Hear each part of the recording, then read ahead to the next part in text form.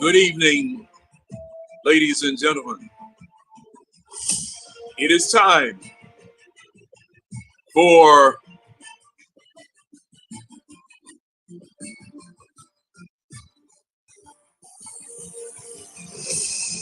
the eye test, our weekly soiree that we do every week, Wednesday nights, 10 o'clock on this station. We got a lot to talk about tonight.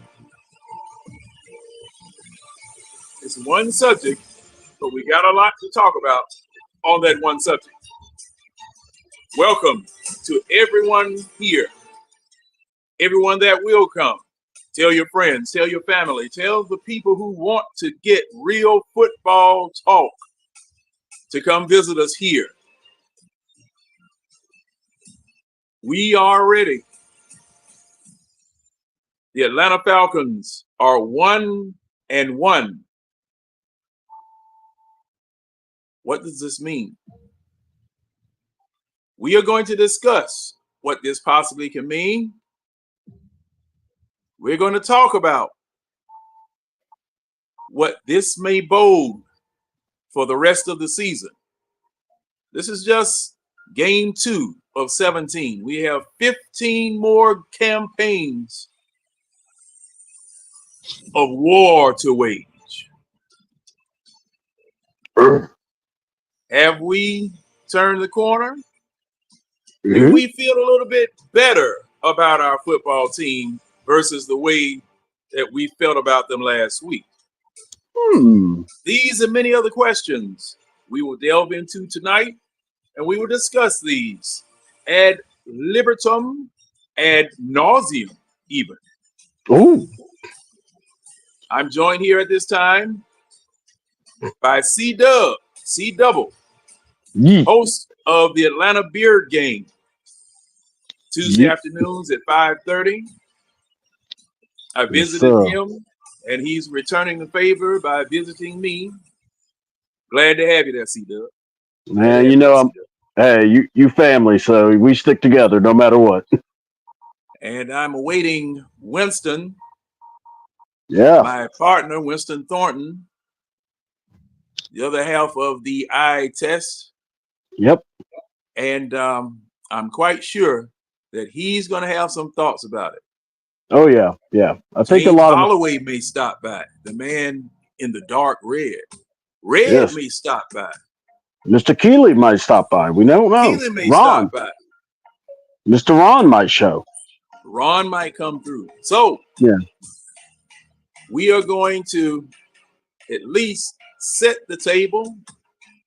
Yeah. Might not have any food yet, but we're going to set the table in anticipation of food coming. And Antonio, the one who threatened us last week threatened us Sunday because we weren't on Sunday right after the game. And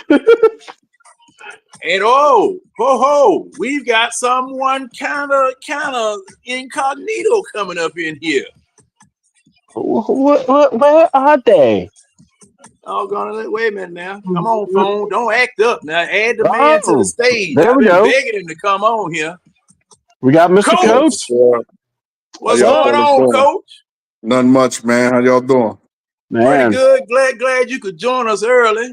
I know y'all an hour behind us down there in Houston. We're an hour behind you. I finished my schoolwork for the day, so I was like, let me go ahead and catch the fellas. Hold on, let me put it in my headset. Totally cool, all man. Right. And like I said, if anybody else wants to come in, you guys can come on in. You're welcome. I can hold 10 people on this pickup truck. So, and then we gotta start eating people. I'm just glad we're able to do this where we can hold 10 people on the truck and not have to kick people off and be acting like producers and stuff like that. Because that's one thing I kind of hated with Facebook, when you only could put 4 people on, and because I really want to hear everyone's impression about what they saw also the emotional roller coaster they went through. Because, man, I went to a sports bar, went to a Taco Mac and watched this game. Oh. My neighbor talked me out. Hey, man, come on, let's go watch Falcon game in Taco Mac. I really didn't want to go. And then up until about the third quarter, I was questioning my decision as to whether I really wanted to be there. But I seen you crashing out early. I said, man, look at John. Like, y'all gotta calm down, man. Y'all be crashing out so early. Hey, we and El Jefe, What's up, Keely is in What's the up, house. boss? What's up with him? How you doing, brother? I'm doing good. How are y'all doing? We hanging, baby. Hey, reeling, rocking, and rolling because I always compare Falcons football seasons to the Great American Scream Machine. You don't know how you're going to go up, and you don't know how low you're going to go down and how fast you're going to get there. Hey, John, real quick, I got a question for you before you start. That's not really football related, but I know you of you're from Atlanta, right? Like yes, sir. You're okay. Because I just watched that TV show about the Kevin Hart TV show about the heist or whatever in Atlanta. You were there for that? Yeah, fight night. You were there for that? Like you were in that area at that time? But I might not have been paying attention to it. The Muhammad Ali fight in 1970. Yeah. I wasn't even born then. You talking about the one that was down at the City Auditorium? Yeah, I just know it was in Atlanta. Yeah. Was it at the Civic Center or the City Auditorium? Because I was young. What year was that? 72? Oh, okay. 1970. 1970. Man, I was in elementary school. Hold on. None of my relatives or none of my siblings were born then. Oh, okay. Yeah, I was in elementary school. Okay, well then never mind then. I really, the biggest fight I knew about was somebody in the lunchroom got to fighting with the gym teacher, and he had one of those bolo bags. Now, see, Tonio starting early. See, Tonio, you come on in here. That's what you do. That's what you do. You come on in here. And I just brought in my partner, my ace, the one I run with, Mr. Winston Thornton. What's going on, Winston? Mr. Sit Up There. Say it one time for the one time, Winston. Huh? I said, Mr. Sit Up There, your famous saying. I said, say it one time for the one time. Which one?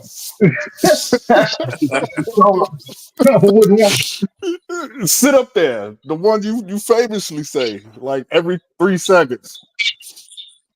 Shit, I don't know, man. I'm so. Hey, John, do you want me to get on my laptop versus my cell phone, or is my phone okay? Now I'm hearing either some That's background. Winston. That's Winston. Yeah. Is that Winston? That's you? Yeah, because my TV. Okay. Well, I mean, my bad. I didn't. I just started hearing it. That's why I said it was Winston. C-Dub, you all right? I'm on my phone. Cool. Yeah, cool. I'm on my phone. I finally got my laptop back, and I've been using it a lot.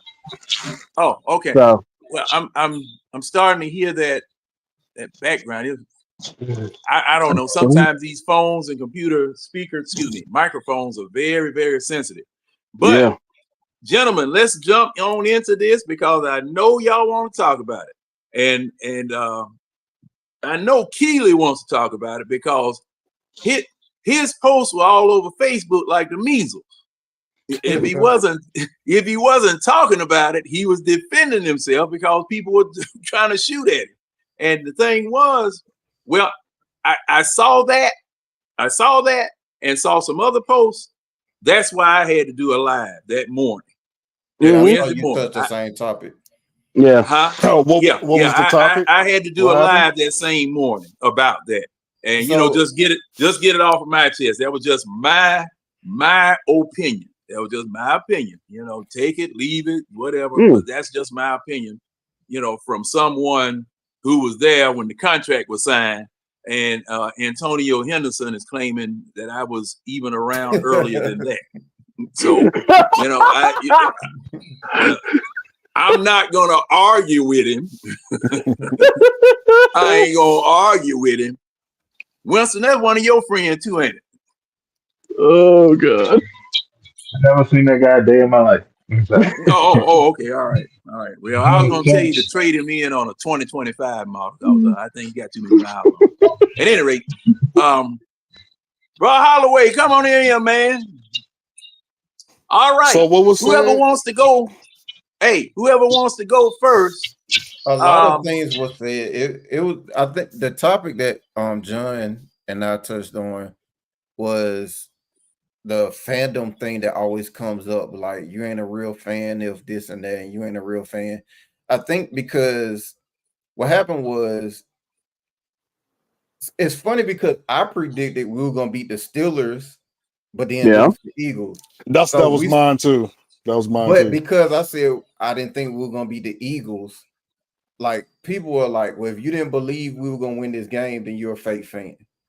And that was the dialogue that was going on. So I just kind of addressed it because I was like, bro, you got, like, there ain't no such thing as a fake fan. Like, like, if you've been a fan of this team through, we've been through 6 consecutive seasons of losing.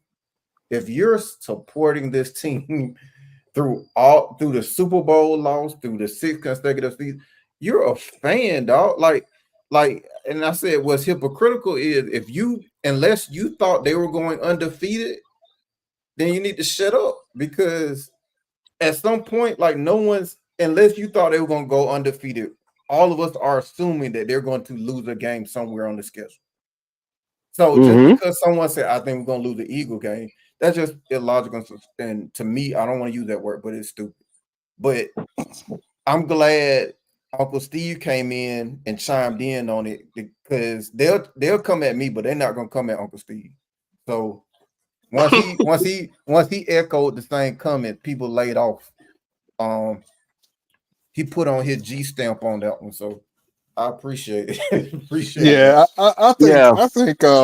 Hey, before you get started, I want to acknowledge someone that has just come into the group that I just brought in here. That's Nando, man. Oh, Nando.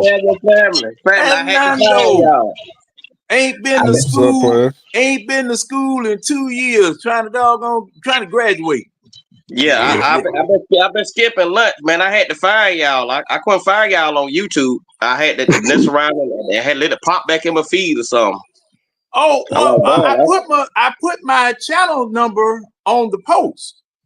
Okay, yeah, I got it now. I put my channel number on the post so that everybody could get it. 2205, right? Yeah. Right. That's why I've been seeing all the other eye tests, but I ain't been catching y'all. I was like, what the hell my boys at now? Yeah, I've been meaning to ask Red, because I crossed Red, but that was I said, me and Winston to chop it up, but I meant I had crossed Red. I meant to ask him, then they had came to me, and I seen you put the channel number up, so right. I'm in the eye test looking at some things now. All right. Well, hey, you got plenty of fun to look at, because we've been having fun for a minute. But hey, let's get back to Coach, because Coach, what did you think about the game Monday night? I mean, go from A to Z. Go from A to Z, man. All right. I think it was a good game. I'm still not sold on our OC, and there are a few reasons for that. I feel like you know, when it comes to coaching, you can't. The worst thing a coach can do, in my opinion, is draw up plays and scheme for what he wants instead of what he has. When you have arguably in the league right now the best play action under center quarterback at your disposal, you know, it's kind of criminal to force him to stay in a shotgun formation, pistol, whatever you want to call it, to run the offense out of that. But at the same time, I don't know. I'm kind of torn because I don't know if they did that the first game because Kurt wasn't completely healthy. I don't know what the reason was for what they schemed the first game. It just doesn't make any sense. But now that he's changed it up a little bit, I feel like okay, we're working. But still, you gotta. I feel like that he has to. I think Tyler Algier and B. John Robinson, they need to both do like 50-50 on the field. Like you need to run a steady diet of them two, not just B. John heavy, as well as you need to take shots down the field. Like I don't know. I think it may have been Keely who said it in the chat, but I'm not quite sure. So if I'm wrong, Keely, I apologize. Someone said Sunday, we need a number one receiver. It wasn't Keely, it was somebody else. So someone said we need a number one receiver. So I don't know if the reason we're not taking shots down the field is because we don't have good enough receivers or what's going on. But the play calling is very vanilla, and we have the personnel, in my opinion, on offense to really do some damage down the field. So that's offense. Defense, I mean, I'm pretty okay with defense. On one caveat to that is I believe we need to dial up some blitz plays. We don't have a TJ Watt. We don't have one of those once in a lifetime players. So just relying on our front is not going to get it done. You need to dial up some blitzes, man. Send some people in the backfield. Don't just rely on the front to try and get the quarterback. But outside of that, I think we're doing pretty good on defense. So yeah, that's my spiel. All right. Hey, Winston. He done ran off. Oh, okay. You want me to go or you want Nando?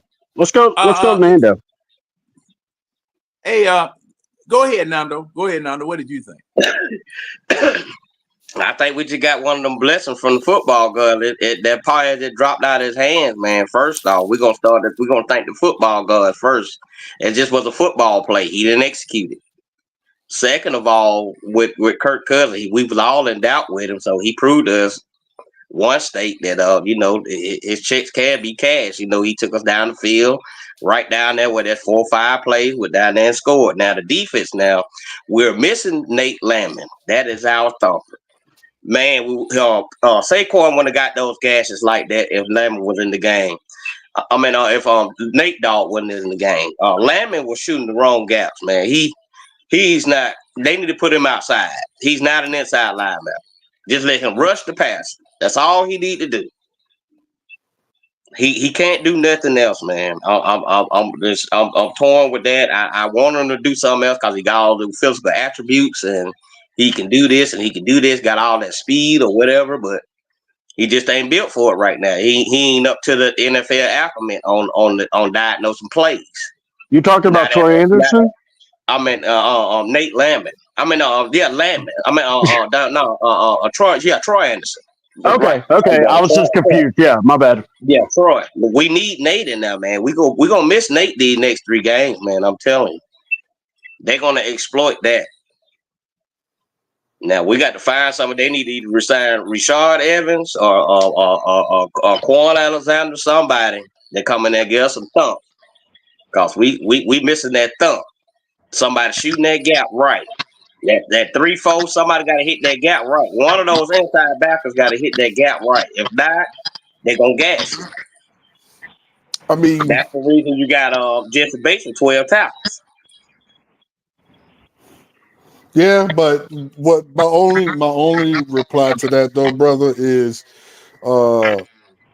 as good as Nate is on the run, he's just as bad on the pass though. Like Nate they got torched last year on the pass. And we also got to remember Anderson missed all of last year. I'm not really taking up for him.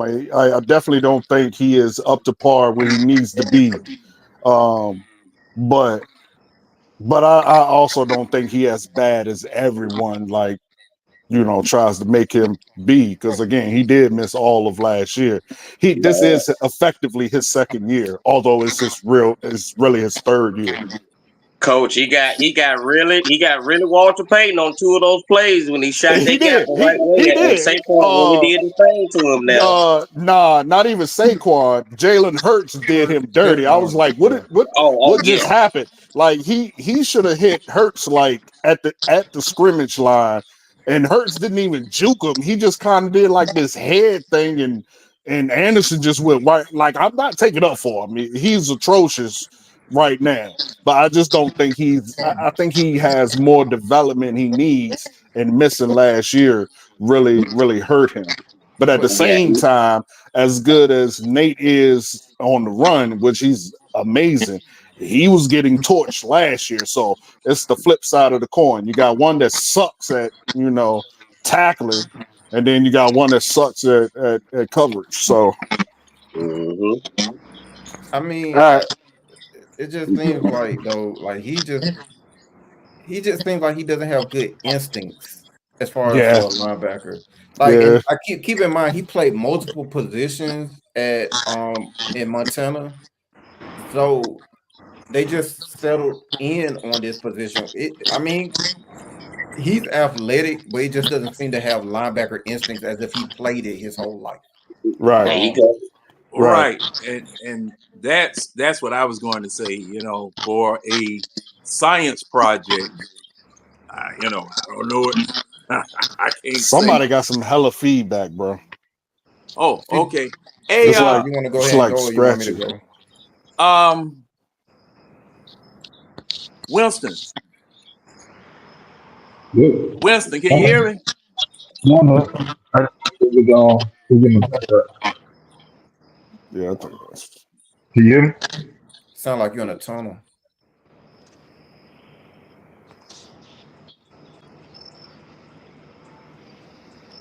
Can you hear me, Winston? Yeah, that's not me though. Yeah, I'm muting my mic. Oh, pull your camera down. All I see is the top of your head. Okay. Hey, Winston, go ahead and talk about what you saw Sunday, what you liked, what you didn't like, all that type of stuff like that. Hold on. I'm gonna log out and I'm gonna log back in on the laptop. Okay. We'll go ahead and see Dub. Let's see Dub. Yeah.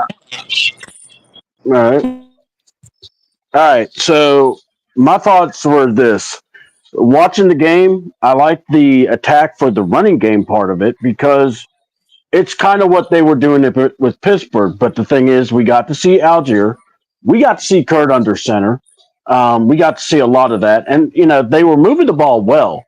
It's just then it was getting where you could wonder, is Kurt thinking too much? Is he just not seeing certain guys? But offensively, I thought, that fourth quarter is when, you really look at it, second half, actually, Kurt really did well. He started getting completions, started driving the ball more downfield. And I understand why someone would say, do we need a number one receiver? But I'm also thinking, let's see what happens also, because it's not like there's a whole lot of them out in the market right now. And to get one, off someone's team, you got to give up some capital. But also, I just got to say, Algier playing was very nice. I liked his tough running in between the tackles. Also, let's give up some love, though. Kurt just made the right plays. Now, on the defense, like Coach, I kind of liked what I saw. Now, the only thing I was concerned about had to be, just the running game, how they were getting gashed. But again, it made you think this has to be an NFL issue. Between the 20s, a lot of teams can move the ball. But for some reason, the offensive coordinators want to go into look what I could do mode. And they just, it is so ridiculous because you're going, just keep running the ball. You're doing fine. Stop overthinking it. The flare pass to Mooney from the backfield just kind of threw me off because I saw Bijan in the slot, and I'm going, well, if you switched it around, it probably would have worked, but I can't tell you if it would have. So, but honestly, I liked how the game went. And like I said, watching it before the drive, I said, they had a lot of improvements on offense. I see what they're trying to do. This game was what I said. Let's just get improvements. We won it. That was a bonus. And yeah, football gods, hey, you know what?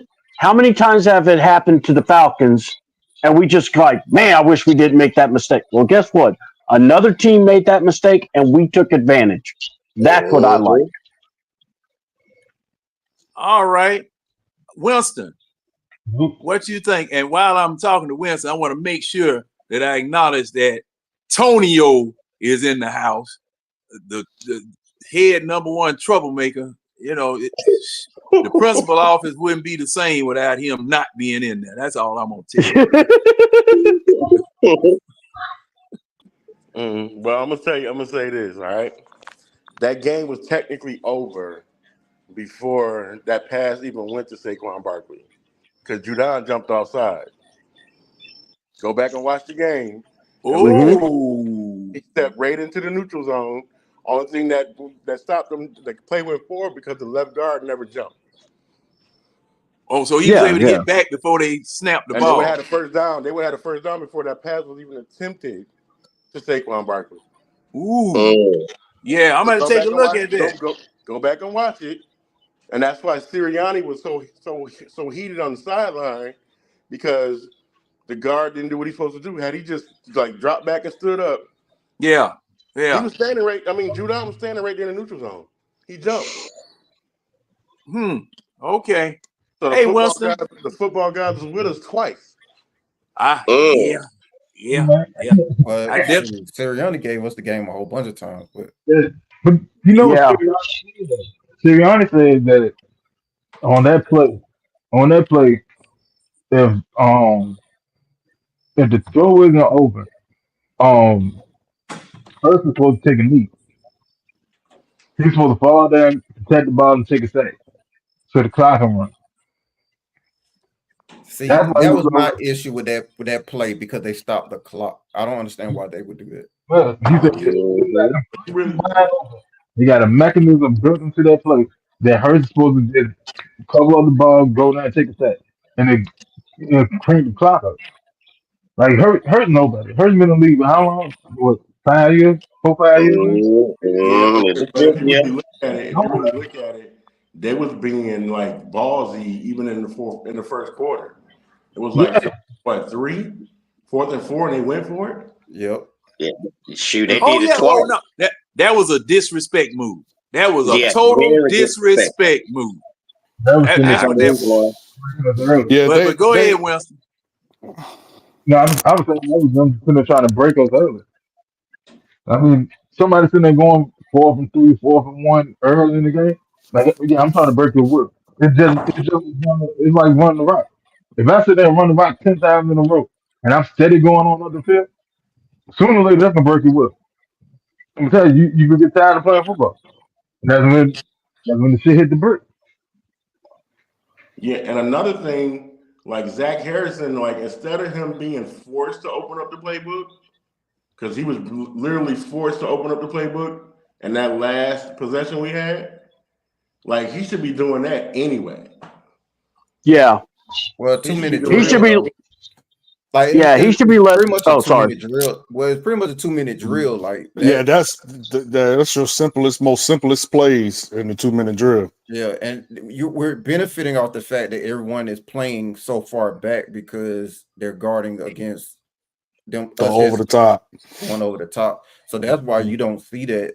Like you can't do it all game because they're not guarding for that. No, I'm not necessarily saying do it all game, but come on, dude. We got all of these weapons, and I mean, and I had posted in the group, and I know a lot of people probably seen my post because it was like so much negativity. I mean, it's people talking about football that don't even know about football. And you could tell. Yeah, I said something. You could clearly tell just by the comments that was being made. I was like, dude, there's so much negativity in here, and y'all don't even know what the hell y'all talking about. But unfortunately, because we got Penix, that I mean, you might as well get used to that. The second Kirk Cousins make any mistake or start off slow, Kirk Cousins do anything, that's the first thing people gonna get to screaming. Put in Michael Penix. But it is a kind of a tough situation. I like that. If Penix is in the game, we don't win that game. Hell no. We don't. However, they have been kind of, I don't want to say untruthful about Kirk's health or whatever, but at the same time, you can't, like that first half, Kirk wasn't productive. Like he was short in passes. I saw him, instead of Drake London being able to get yards after the catch, he sat Drake down on one play in the middle of the field. In the middle of the field, yeah. He sat Bijan down on one play where he could have got Yak. He was shorting a lot of passes. But you know what I think, Keely, though? What? You remember when Kirk took that sack? When he got creamed, when the boy came up the middle and just crushed him? Mm-hmm. Yeah, I remember that. That's when Kirk got a lot of his confidence back. Because I don't think he had never he needed that one hit. Yeah, he needed that one hit yet. I think the greatest production I saw out of him Monday was when he was forced to no longer think. So, for example, that touchdown to Mooney, right, where he spanned off and then hit the flip into the end zone. Yeah, Carter broke free. So that was a great battle. There's a video where it's detailing that battle of Carter versus Lindstrom the whole game. They double teamed Carter like half the game, and in the other half, it's just him and Lindstrom. And towards the end of the game, like Jalen really started making mayhem. But Jalen broke free. And on that touchdown, Kirk had no choice but to just let it go because he was about to get hit. And then he threw the ball. Mooney caught it, the wraparound, then flip into the end zone.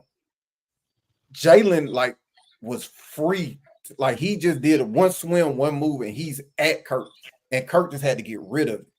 When you saw that, even on that last drive, when it was no choice, like I can no longer sit here and think about whatever injury or whatever, you see him just throwing it, not even thinking about it. It's like he forgot he was hurt. Yeah, but he needs to get that game speed back. Like he needs to get, the feeling for the game again, which we all knew that was going to take some time anyway. Yeah, I'm truly not worried about Kirk. Jordan, what's his name? Jordan Davis. He was getting manhandled, bro. He wasn't even a factor. Yeah, he was getting manhandled, and that's the sad part because Carter was getting the double team. Mm-hmm. Like Jordan Davis, I'm talking about. I watched a lot of plays where Jordan Davis was because they even talked about it today. I think it was the Morning Football where they was talking about him being a bust. But but even at UGA, he was an effort guy. Like you didn't see him just like mollywop an offensive line or just like he wasn't necessarily quick. He was the guy that if the quarterback broke containment, he was the big guy that would meet you on the sideline and didn't never give up on the play. Like he never had that quickness like a Jalen Carter. Jalen Carter would disrupting backfields. Mm-hmm. I can't say that when I saw Jordan Davis at UGA. Like he was just a big effort guy. That's what I noticed. Whereas Jalen Carter would just slip in every single guard and center there was in the SEC, and he was just doing damage. Right. Now, it's my turn. Well, you cleaned it up because I didn't because I know C Dub was gonna. Let me just get mine out of the way and you clean up, I guess. I was gonna say my opinion, as far as my opinion, I think how Ryan Clark ended that show when he said that Sirianni saved the Falcons season. I agree. I thought some of those fourth down plays were. I get what they say analytics. I just thought they were disrespectful and dumb. I think he did a lot of things that were just questionable, and he left the door open, and Kirk went and closed it. Like he just closed it. I think. Yeah, but Drake made Slay look like a rookie though. I'll say Slay got caught looking in the backfield, and he know better than that. But that stutter step killed him though. Yeah, and that's not to take anything away from Drake, but that was a good move. He didn't but Slay was trying to jump a snake. He thought the ball was gonna come out perfect. So he jumped in. He thought it was coming in. He thought it was coming in, and he got caught in that backfield. And then Drake gave him that ooh-wop and went outside. Like he know better than that. He's a vet. He shouldn't be peeking in the backfield like that. I think if we get the Kirk that's not sitting there thinking about his injury, how he looked in the second half, and if Zach doesn't try to get cute, whereas let's lead with the run, let's get a little Arthur Smith like, whereas it's a heavy dose of Bijan and Algier, I think we're looking at a playoff contender. My only concern at this point is the linebacking core, because I don't like either option in Anderson or Landman. I think Landman is serviceable, but I think I don't want to see Troy on the field. He just doesn't seem like he just have linebacker instincts. I get what you're saying, like he got the time off, but I think at that position, either it's in you or it ain't. Oh, it's not. Right. Yeah, you're right. Like you get it's instincts. So I think he's a liability, and I think the back half and the front half can only cover up so much for him. I think he's gonna get targeted in future games. So you seen what they ran straight at for it? Yeah. I think he's gonna keep getting targeted, and I think he's gonna be a liability. I think but if we can keep the other teams off the field by running the ball and then let Kirk make his plays with that pressure being off of him, being ahead on first downs and stuff like that with that run game, then I think we'll be straight. Yeah, but we also got to put up some. I'm like you, Keely, but they got to open up the playbook. We have to put up points.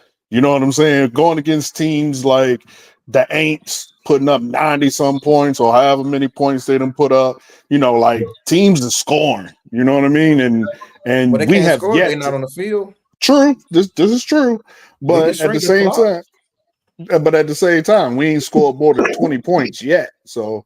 You know what I mean? So, well, I think we just scored more than 20. Yeah. I feel like I don't care how we get down the field. I do care. I think we can get down the field taking 5 minutes off the clock, or we can get down the field taking 2 minutes off the clock. I just think as long as we get down the field and get in the end zone, I think the run game is. I think that's the way. Like. If you can, the way that we looked against the Eagles running the ball, like Bijan had a little extra gear to him. Like we were gashing the Eagles. Yeah. Now I'm not saying I don't think the Eagle defense are world beaters. I think they can be had. But to me, seeing that, it just made me think man, that just takes so much pressure off Kirk. If we could just. I'm not saying we got to be the Titans, but I think that's the winning path. You definitely got to run the ball, man. Like I wouldn't say if it was last year, I would say B. John said, Algier said, or let them flip flop. But now that they got B. John running like a Todd Gurley type role. Either way you put it. Tyler is just should at least touch about. He should at least have 12 rushes. I agree. At least per game. Right, I agree. It makes absolutely no sense you bringing him in sporadically. he go pick up a quick 25-some yards, and then you put him right back on the bench. Like, no, don't do that to the man. He better than that. Plus, all he gonna do is help your offense. He gonna help your offense. I mean, I don't know. If it was me, I would start the series. I start the game off. Let Bijan get like 4 touches straight. Just get in the groove. When that ball go over the 50, once that ball get over the 50-yard line, I'm bringing that out in. I'm bringing him in, let him go for about 2-3 carries. See where it goes. If he break one, I'm gonna let him put him in the end zone. I think we could play Nick Saban, but I think we could play 2009 Alabama ball in the NFL with the running backs we had. I really do. And that just takes so much off of Kirk. I mean, if he's squeamish, if he's just not comfortable yet, if he need to get hit some more, let it happen amongst the run game. Because I really think that between Bijan and Algier, we could do it. But that's just me. Yeah, I mean, once we unlock that run game, that opens the floodgates up for that play action, which we'll be able to gash teams with. So now, let me see. Bijan did get 100 yards Monday night. No, 97. Just short. Hey, he had over 100 all purpose, but running he only had 97. You know what? He had 100 yards, except for that dumb play call that your offensive coordinator put out there in a single back freaking set.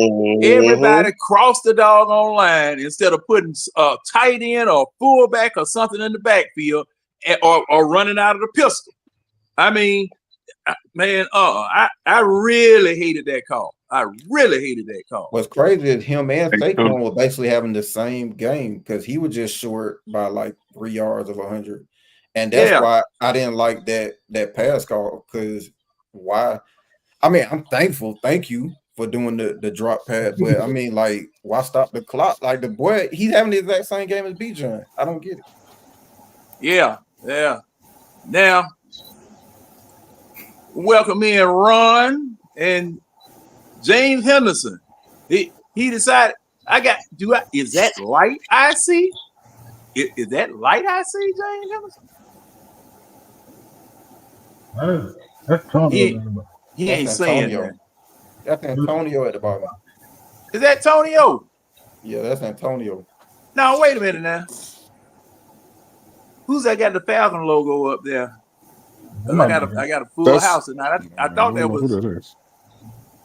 That's James with the Falcon logo. I'm sorry, Tonio. That's James still hiding. I ain't hiding.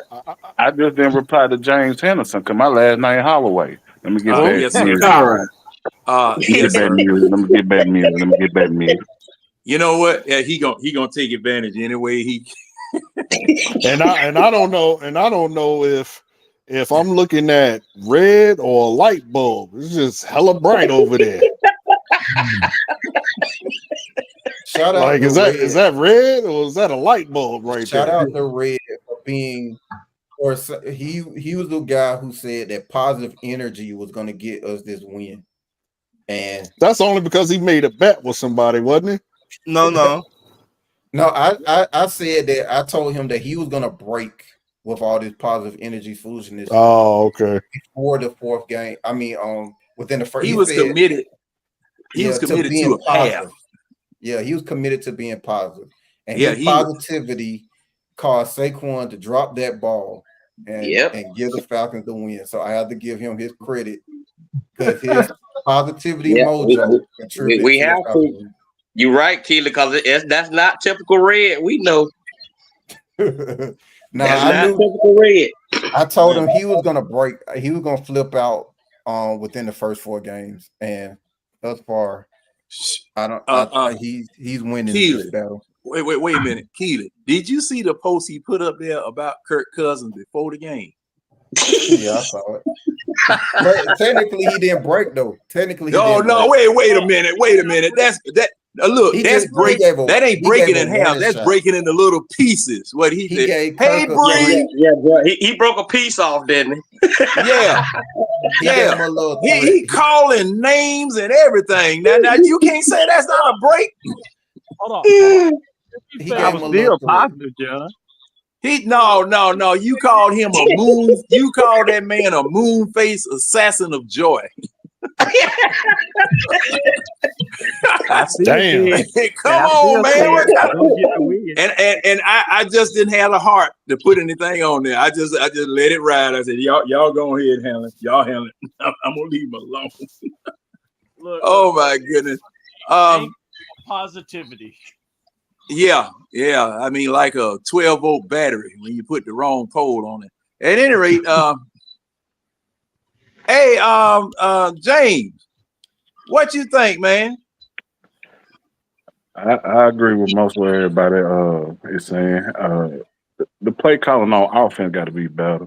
Absolutely. He really got to open up that playbook. That single back set that he did on that 4th and 1. I about chunk a brick through my damn TV when he did that. Woo-wee! I was like, what the hell? Because I thought it was just going to be like some short. I thought when he got in that set, that too tight set, I thought it was going to be like a short pass or something. Play action, or a play action. You Just can't throw do him that off. with B. Johnson. You got to do that with Tyler. If you're going to do a play like that, Tyler got to be your 4th and 1 specialist. There you go. Yeah. Now Tyler was injured. Yeah, if I remember correctly, C-Dub, that what you said, because I know that he limped off and was walking along the sidelines or whatever, but I think he got injured a couple of plays prior to that, and he wasn't available. But well, I'm gonna let everybody get their piece out on this first part. That all you had, James? No, it just that second rotation defensive line got to do better. Especially on the run. If you're going to stick them in there on that run, they got to do better. They got to clog them holes. When first string was in there, they was okay. They was all right. It was half and half with the first string, but second string, they got to do better. Take Quan Graham. If you're going to put Graham in there, people like that, you got to do better. My boy, Montana Troy, get his ass up out of there. Yeah, he got to go. Get his ass up out the NFL. I'm trying to tell y'all. Man, look. He get them nightmares. Man, bro. I told you that boy was sorry. Man, they were running QB. I say trading. That trade bait, man. Get rid of that, boy. Man, ain't nobody trading for that sorry ass sucker. Man, we'll catch a fish somewhere, Red.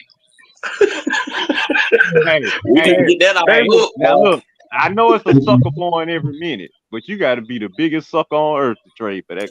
Hey, we were able to get rid of Desmond Ridder. Yeah.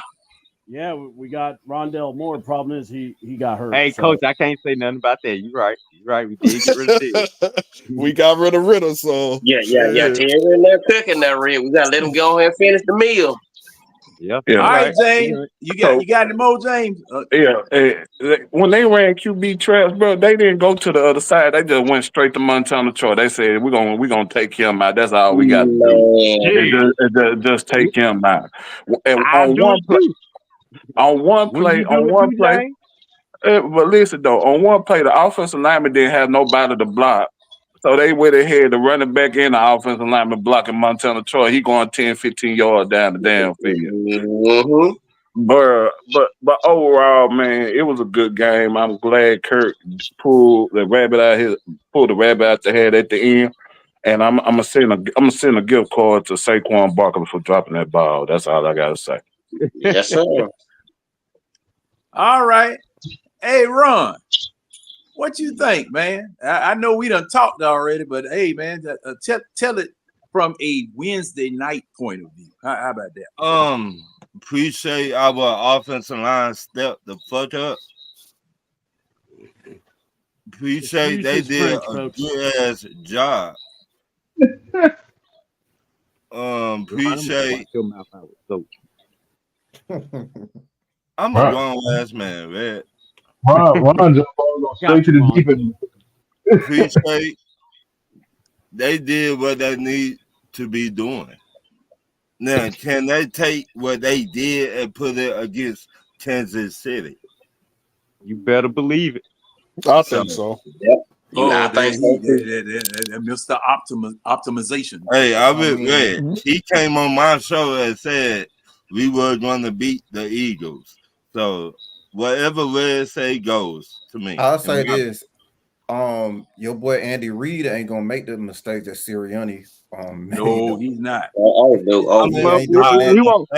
won't need him to because we getting in our groove now. We needed Sirianni to mess up, but we offense getting in the groove now, so we won't really need Andy to mess up too bad. We just can't mess up. That's the key to Sunday. We can't mess up. Right. I mean, but looking at their and again, we're not talking the Falcons. I mean, they didn't play the Falcons, but looking at their first two games, man, Kansas City looked very suspect. Like they look very. They're only winning because of Pat Mahomes, and I understand that's a big deal, but they look very very suspect. They definitely don't look unbeatable, but they didn't look unbeatable last year. Last year they started off slow as hell as well. So I mean, when you got the best player, you got the best player in the league. You know, you can luck up. Front on D, but they secondary suspects. Yeah. Look, we got the Mahomes killer in our secondary, and you know who it is. Yep. Southside Simmons. That's the person with the most interceptions against Mahomes in the league. You know he ready. He got his fork and his spoon, and he hitting the dinner table, ready for Mahomes. Come on, I want some of that, Mahomes. Let's go. That was Justin Simmons thinking. He got him a new squad. Hey, Ron, that all you got? You got some more, Ron? Is that all you got? I want everybody to go ahead. I love what our running game been doing. I love how we ran on Philly defense, and we can run over Kansas City defense. Right. And we got to take Chris Jones out of the game. When you block Chris Jones head up, man to man, you will take him out of the game. Cincinnati been doing it. Baltimore been doing it. The Bills did it. Now we need to do it. Right. See, the thing is, Ron, with Chris Jones, you cannot block him straight up. The same blocking scheme that they did with the Eagles, they're gonna have to do the same blocking scheme with the Chiefs. Right. They're gonna have to double him all night so that they have the one-on-one. Right. But my thing is they're gonna put Chris Jones on Lindstrom, because if you can put Chris Jones on Lindstrom, from time to time Lindstrom gonna get blowed up. That's the game. But Lindstrom is an all-pro guard. So he can handle his own. Yeah, he can handle him. So I don't think you do that, you would take him out of I would the move game. Chris Jones over and make him go head up with Bergeron. And I will force Atlanta to double team with Dalton. Yeah. That's the best way for Kansas City to attack our offensive line. I wouldn't put them on the edge because you can't chip them with a tight end. I'm not putting them on the edge. I'll leave them in the middle too. I will put them across from Bergeron and make us double down with Dalton. And I don't get why the Eagles didn't do that. They just let Jalen sit on that on the side with Lindstrom and McGarry. And in half the game he went head on with Lindstrom, and the other half he got double team. The Eagles are proven to be some morons in the last few games. They thought that was get off on the ahead.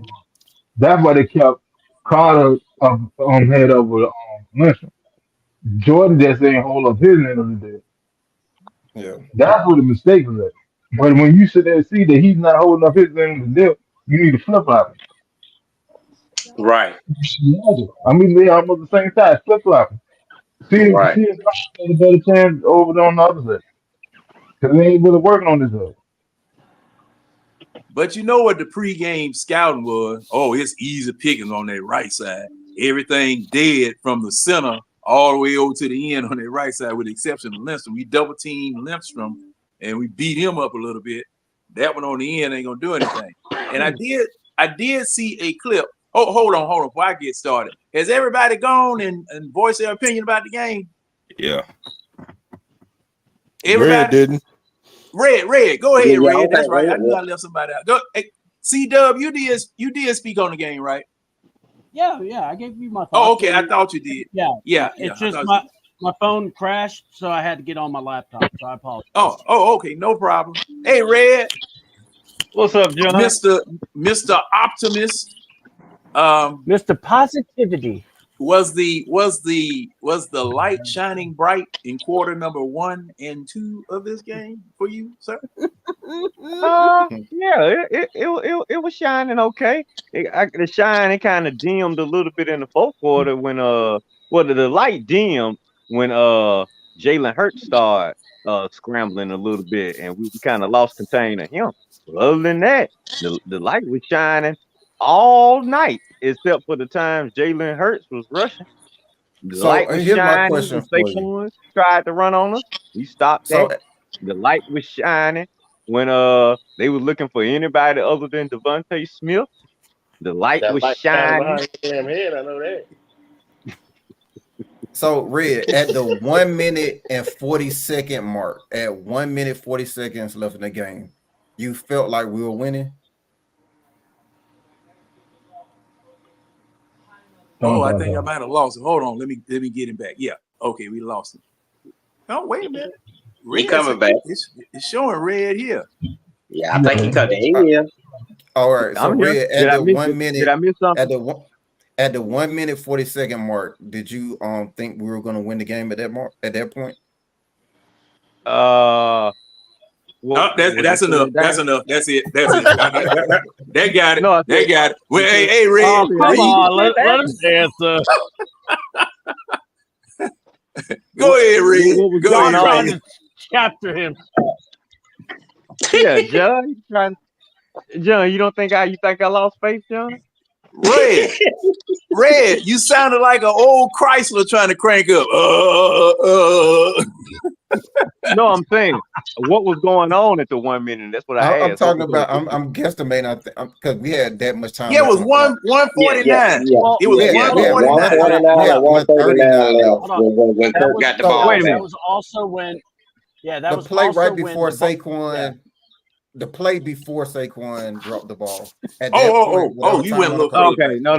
At that point, I was a little disappointed. Oh, okay. What? I even posted it.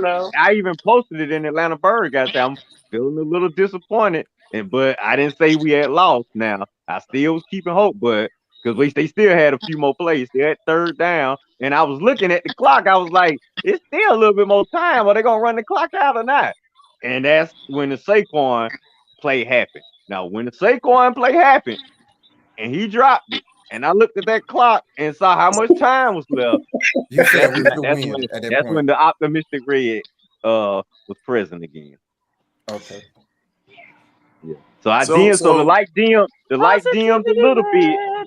The light dimmed a little bit when it looked like they were trying to run the clock out. But like I say, leave it up to Eagles, leave it up to Nick Sirianni, leave it up to them. When they left that door open, when Saquon dropped that ball, I was back. I was like, okay, here we go. We're gonna win this game. And That actually was a good play. I mean, everybody talking about it, but it actually was a good play because they ran it twice before and destroyed us with it. Like it really was a good play. I mean, because everybody was in the box. Like, everybody was in the box. That was the perfect thing to do. Saquon just got to catch that ball. Got it. You got to execute. It was appreciate that, Saquon. It was open, but it just got the worst possible result of it, which was stopping the clock. Yeah, right. Oh, that's what we need. Time. But had he caught that ball, that was a touchdown. Had he have ran the an ball, he might experience have got still. They might have still got the first down. If you look at the to have an experienced quarterback to lead us 2-minute drill, but that it's was definitely key. still the end of the game, though. Either way you put it, Because with it. sorry. Oh no. I was just saying because if he had started, Clark Phillips was scraping over the top of Justin. So they Sound may like together been able to I, line up. Then I you cannot hear. Can anybody hear what he's saying?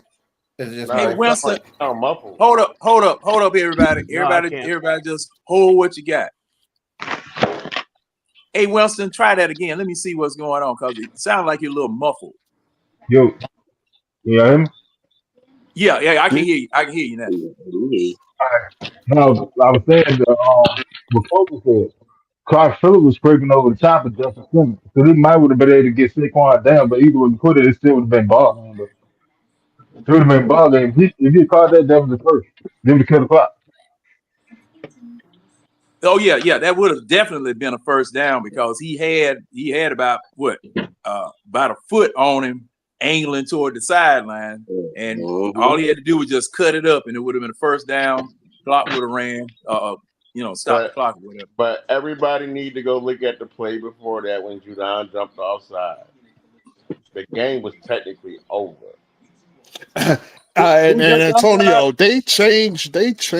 I don't know about that because that actually was a thing on was it Somebody said something about that, coach. Yeah, the dude that used to kick, he was a kicker. Now he has his own show. Pat McAfee. Oh, you talking about they were talking about it today. They actually changed the rule. Now the rule is the helmet the shoulders have to cross the ball line now. He did. Okay. They talked about that earlier too. They said that it was all in the neutral zone. Hey, you know what? Everything. Look at the play. Okay. Yeah, go it's look all at the play. good because we won. That's all I see it. Yeah, I'm gonna look at that. I'm definitely gonna look at that. And okay. Now I'm about to.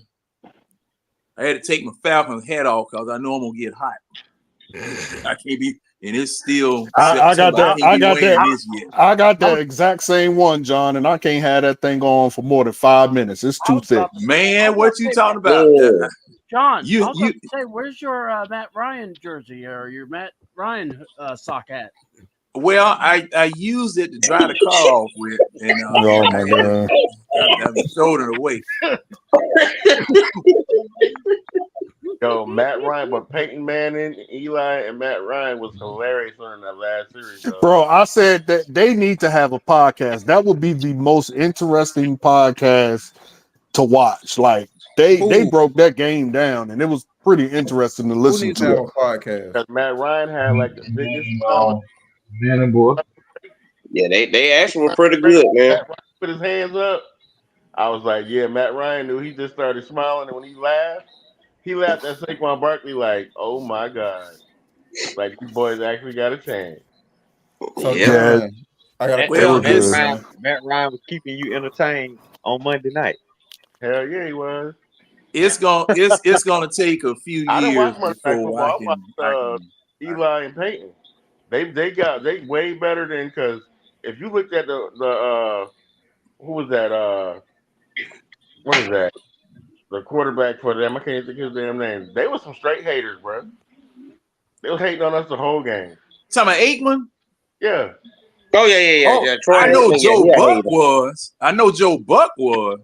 Yeah, and then not just that, but then you had to deal with they brought in Kelsey, and they were just having to love. Oh yeah, right. Yeah, that was a whole like circle. Now, that was a whole circle jerk up there. Yeah. And by the way, I got to go here though. I do like the man with the gold chain. That was pretty damn tight. I got to admit that though. I mean, the man did have a gold chain on, but either way, yeah, it was like, see, I didn't even have the volume up. I had Dave and West on, and I just watched the game.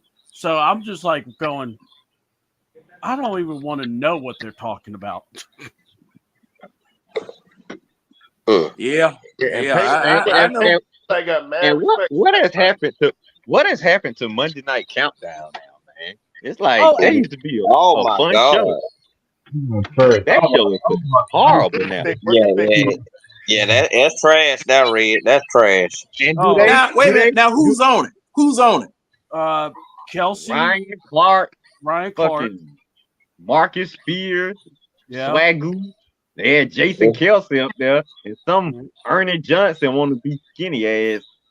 And Kelsey said, what did Kelsey say? We was gonna be the score was gonna be like 80 something or 60. Like, he said something ridiculous. Well, I said it too, so I mean there's that. But wait a minute now. So Booger McFarlane not there anymore? No, Booger's not there. I thought Randy Moss was on there. They don't even do Come On Man. Do they do Come On Man anymore? No. I think that's gone for like 5 years. I used to like that. That used to be a staple. Man, they just ESPN just don't got bored. Well, you know, It's ESPN fired a lot of folk last year. It's and they make more money doing their own thing, Red. It's like everything is get up and first take, and after that, the quality just go down. Yeah, because everybody got their own podcast. Yeah. Don't forget about your favorite guy, Pat McAfee. Because you a dog. Oh yeah, that's right, Pat McAfee. But yeah, when they took Mark Jackson and what's his name? That was dumb. Off the basketball, man. What? Man, that just Doris Burt. I hate Doris Burt. Man, you sucked all the life out of basketball when you took doggone Mark Jackson off that thing. Mark man. Jackson and Gundy, Van Gundy off of that. Yeah, Van Gundy. They were great to listen to. They was great. They was good. Yeah. Because see, Doris Burke, well, I'm sorry, gentlemen. You know, it's not a sex bias or anything of that nature. But no, you ain't got to apologize to us. Tell her how you feel. Well, I'm apologizing to everybody. I just want y'all to know it's not a sex bias. But the thing is that there are only certain people that I want telling me about a game that I know about already. Okay, she ain't it. And Pam Oliver ain't it either. And she got all that money and still be wearing them tired ass wigs. Oh, I hate seeing her. I hate seeing her, bro. She make our sisters look bad on national TV, bro. Come on, man. She didn't go ahead and go to the Dominican and get that thing platted or something. Bro, she be wearing that drink look like she got it out the dollar store. She be looking horrible on TV. And you're looking like Chewbacca. You're looking like Chewbacca from Star Wars. What you say, Winston? I couldn't hear you, Winston. What you say? Pam make way too much money to be walking around like that. And Exactly. She make way too much money to walk, bro. She be looking horrible. She one of them. She top play woman analyst, ain't on the set, ain't? No, somebody don't pass her up years ago. Yeah. That was another thing. She wasn't happy. She had a nerve to be cussing when she came on Jim Rohn's show a few years back. Girl, shut your. Yeah. So I'm with you on that, John. You know, because she need to shut up. She need to shut the F up forever. Yeah. Man, why would be so all right. Now let me tell y'all what I saw. Yes, John. Oh boy. John, positivity. No, that's Red. Red right below you. You talk to Red. You and Red, y'all can go in. But we're trying to be the tic-tac-toe, man. You and Red, Jump in to tell us like an old granddad to tell us. Yeah, right. You know, I need to be center square like Hollywood Square there. So I get you can actually. But at any rate, no, I can't. No, man, shoot. If I touch anything on this phone, I'm liable to lose y'all for the next month or something. But at any rate, got to get rid of that rotary dial. I thought he had the can with the string. You the only two that got a rotary dial. Hey, Tonio, that was not an opening for you. That was not an opening for you. Yeah, Tonio, you were saving that one, weren't you? Yeah. Man, look at that. I can see him cooking for 10 minutes ago. John, I'm gonna get him. I'm gonna get him. But defensively, you went up against the heaviest offensive line in football. Mm-hmm. You went up against the heaviest offensive line in football. Now, conversely, you might not have gone up against the heaviest defensive line in football, but guess who they practice against? Good grief, man. Did you kill it? I heard something slide across the microphone. He smacked the shit out his arm. Uh-huh. Yeah. You all right over there, Nando? Yeah, boy. I went these rabbit ears up over here.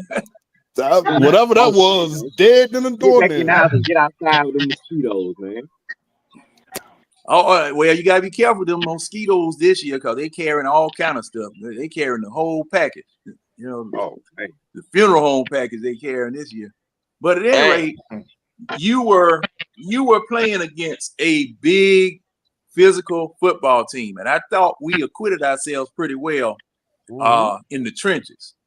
Now, with the revelation, and I remember one of you guys said last week, don't tell Kirk Cousins nothing because he'll tell everything he knows. I said, what did he do this week? Well, I'm not 100%, and we got to get a little better, but I'm 100% in the pocket. Now, why would you tell Troy? You told Troy Aikman that. Man. See, y'all know he be dry snitching. He's a square, man. You know what I'm saying? Yeah, but but don't tell Kurt what you got him for Christmas, or anyone what you got for Christmas. Don't tell him about Santa. Don't you tell him any secrets. Don't tell him nothing. Yeah, Kurt, Kurt that friend. Kurt the friend. You don't tell him when you messing around on your girl because he'll make a mistake. He'll be like, "You still talking to that? Oh, you're my girl right here, you fool! You asking me about her phone." Yeah, he laid it on every man business that done told her, but he had to have pillow talk. That's what I'm saying. Cause man, okay, now you gotta wait till he leave the room and start talking to you. Man. I mean, it's. Sean, I was the one that said that. I remember saying that. That boy can't. Okay. Cause I mean, the man told everything, and see, the thing was, you are going against your coach, which is standing out there in front of the media. Everybody is saying, "Oh, how's Kirk? Is Kirk okay? Is Kirk doing this? Is Kirk doing that? Oh, Kirk's okay. He's all right. He's cleared. He's ready." But thing is, you coming out here in the first quarter. Now I'm taking the first quarter and last game. First quarter and last game. Now, one thing that I wanted to say, as far as what Keely posted and what Steve backed him up on was, look, how could anybody reasonably feel that you had, I wouldn't say a chance, but you felt that your chances were kind of short and small after what you saw last week? And if there wasn't any improvement on what you saw last week, you definitely couldn't go in there with any confidence. Because see, now I'm going to admit it. Now I see Red pointing to itself, and it was Red. But I'm just going to attribute that to a reported gas leak over there in his neighborhood that day. I'm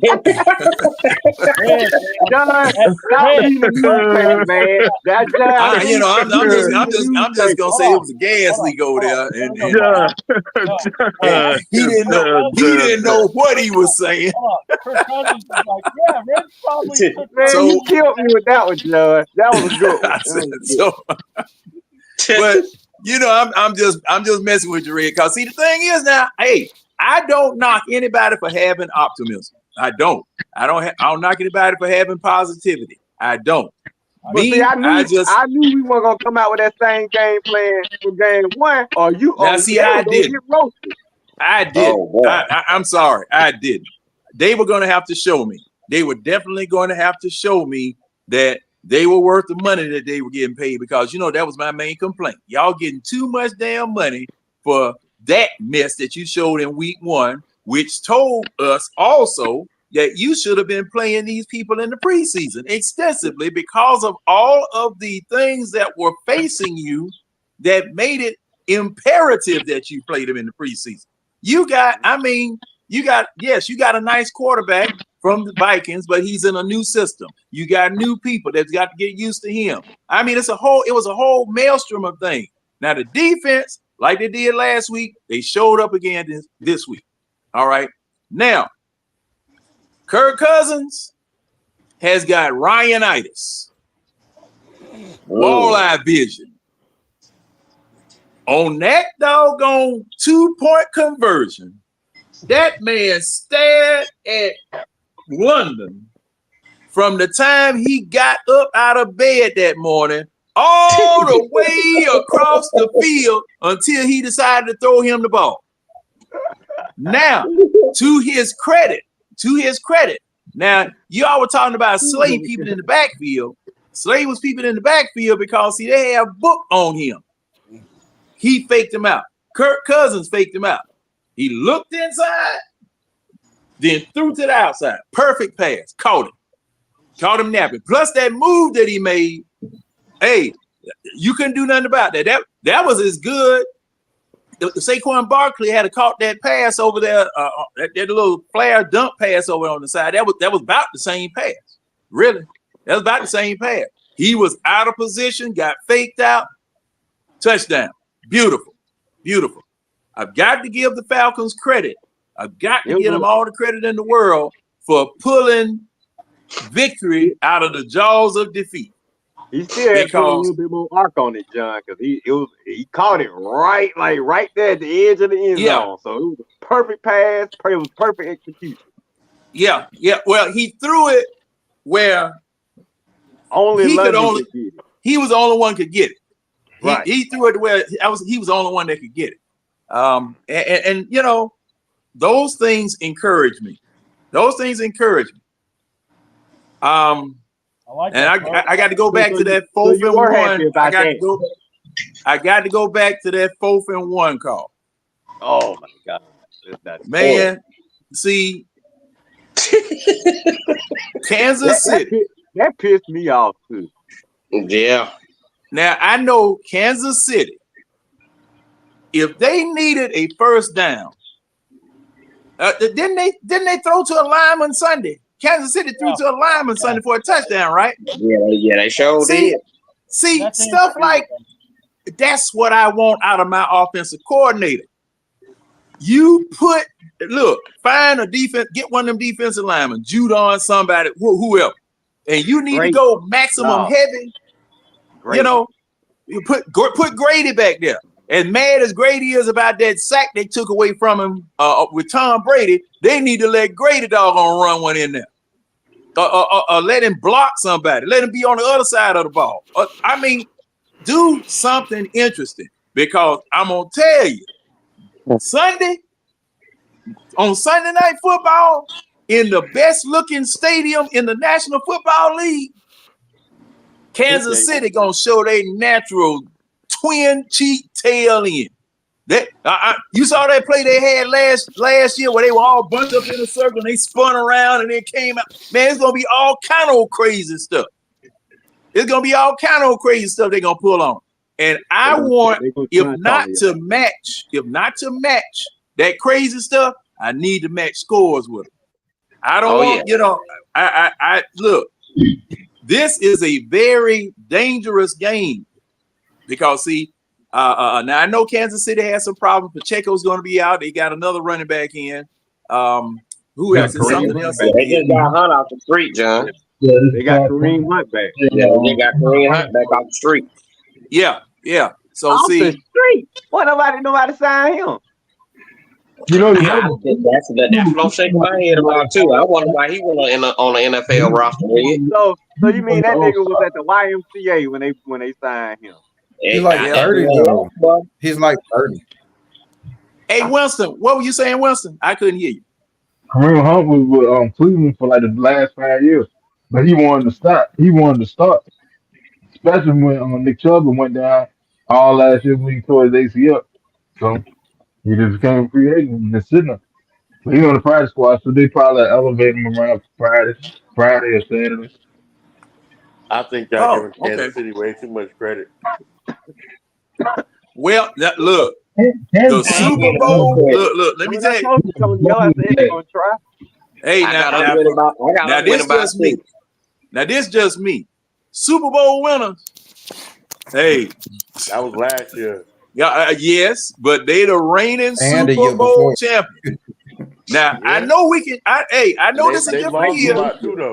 I know this is a different year, and I know they lost a lot. And matter of fact, they lost a lot last year because you remember that first Thursday night game where everybody was dropping passes. I mean, it was ridiculous. I didn't think they were gonna make it back because of how bad the receiver core was in the beginning. Now, you got to give the devil his due. That's the way I see it. You got to give the devil his due. Now, Falcons, if you go out there and take care of business all 4 quarters like you did in that 4th quarter, can't nobody beat you. Can't nobody beat you. There you go. Can't nobody beat you. Keep it up. But my problem is I don't see. They still got to keep showing me. They got to keep showing me. They got to keep showing. Yeah, but I'll say this, John. Although they are ranked, well, they were ranked at the beginning of the season. I don't know what they're ranked now. Although they were ranked, I believe it was 7 or 8 best offensive line in the league. Their offensive line, like I said, their whole team looks suspect. So I don't know, man. I think they can be. I think we have a very, very good chance of beating Kansas City. They just look hella suspect.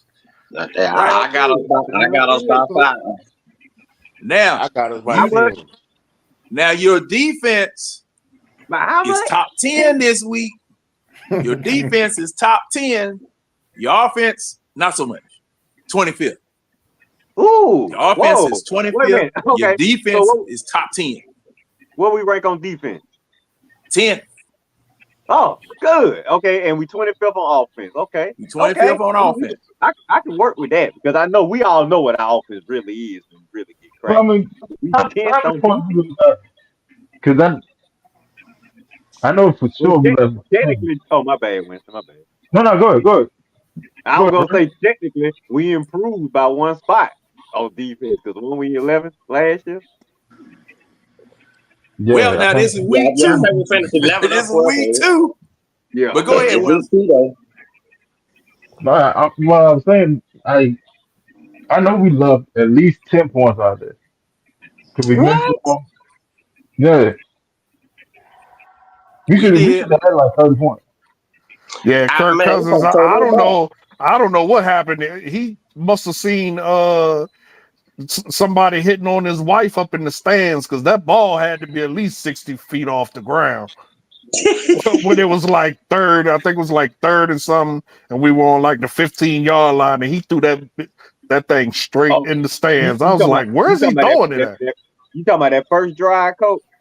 I don't know if it was the first drive, but I just remember he threw a pass early in the game. He threw it straight. He threw it straight in the stands. I was like, "Where is he throwing that to?"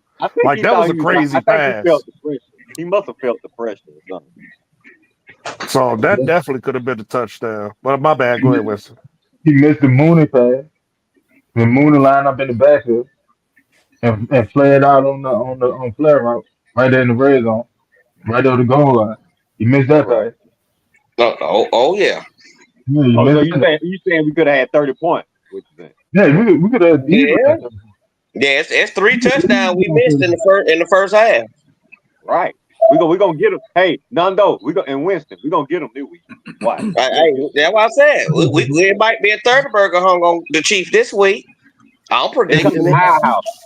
And they coming in the road. Them the ones you get at home. The touchdowns you miss on the road are the touchdowns you score at home. Right.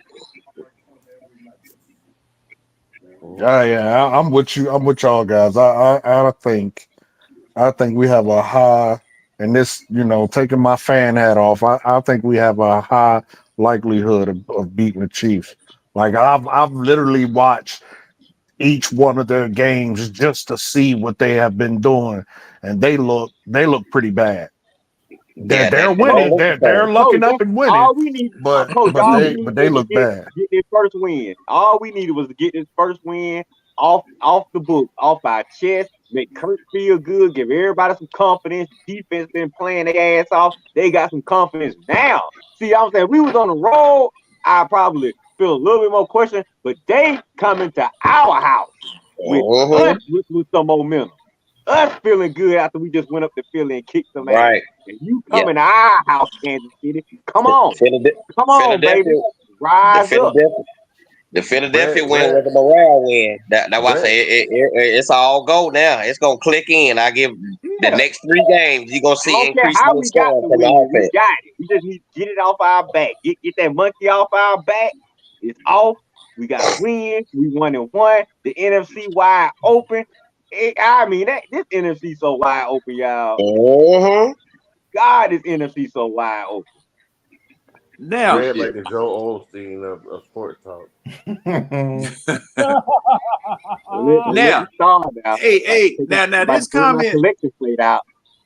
This comment that Chief put up, I saw a still picture of this. I'm wondering whether he's talking about that same pitch. He said it was one play that he didn't see McLeod breaking open. Oh yeah, McLeod was wide open in the first was half. That on the right side? That's what Wilson talking about. It's wide open. Across the field.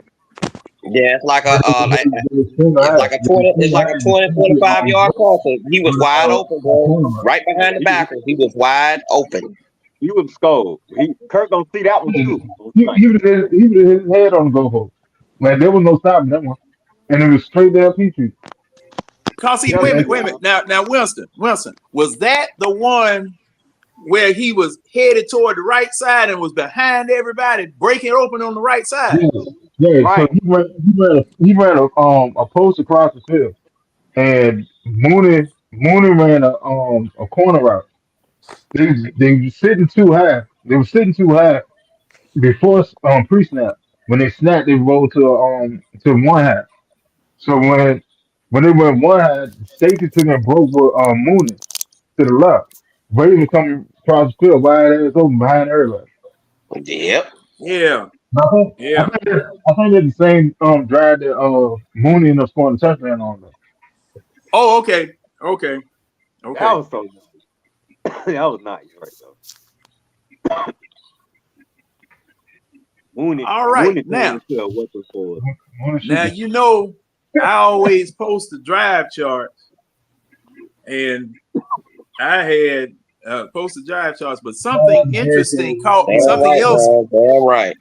something else interesting caught my eye on the drive chart. Now we had positive or negative. Your bad eye. Did you have your bifocals on, John? What was that? I see. Did you have your bifocals on? Yes, I did. Oh, okay. What kind of prize I'm gonna win for that? See what I did to him. At any rate, look. Now we had a drive in the third quarter and a drive in the fourth quarter.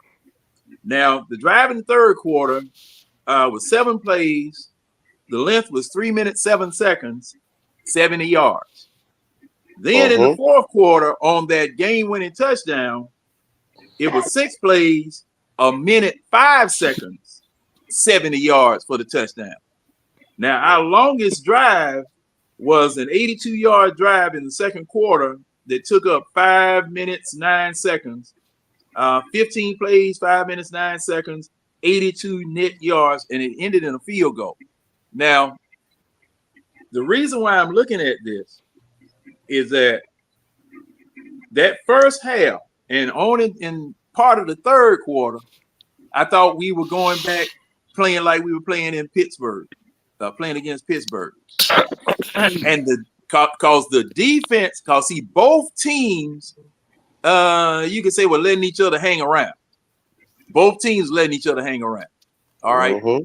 And that's a very, being a Falcons fan, I don't like teams hanging around because one missed assignment on defense, somebody slipped, a pass interference call, all that type of stuff.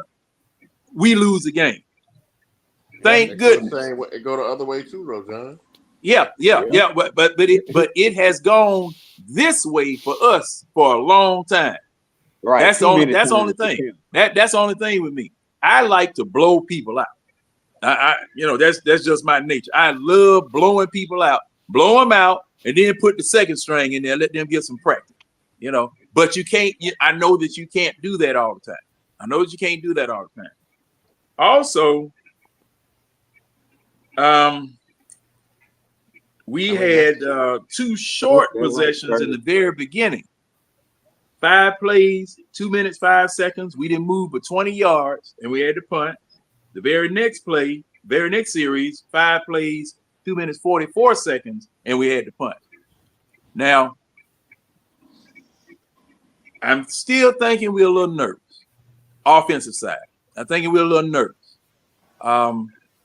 Offensive coordinator and quarterback. But I have a little more faith for Sunday night. I have a little more faith for Sunday night. And I see Ryan in here. What's going on, Ryan? I see we have I got a little more faith for Sunday night because okay. Now next week Positivity, homecoming. Say what? What was that? I said very positivity rubbing off on you. Yeah. Where you needed to see something, John. That's like you needed to see the offense. That's all I say. That's all I say. Show me. Get it off the paper. Put it on the field. That's all I say. Get it off the paper. Put it on the field. Now I don't know what's going on. I don't know if you guys can see it or not, but I'm blinking on and off, and folks leaving and coming back and all that. I don't know what's going on. Yeah. I paid him. I did pay him. I did pay him. So you got to get rid of that next cell phone you got. No. You know what? Now why you lying? This T-Mobile, I'd be better off with 2 cans and a string. Wet. I'm telling you, man. These joker bro. T-Mobile ain't worth 2 flies dead, squished and sprayed.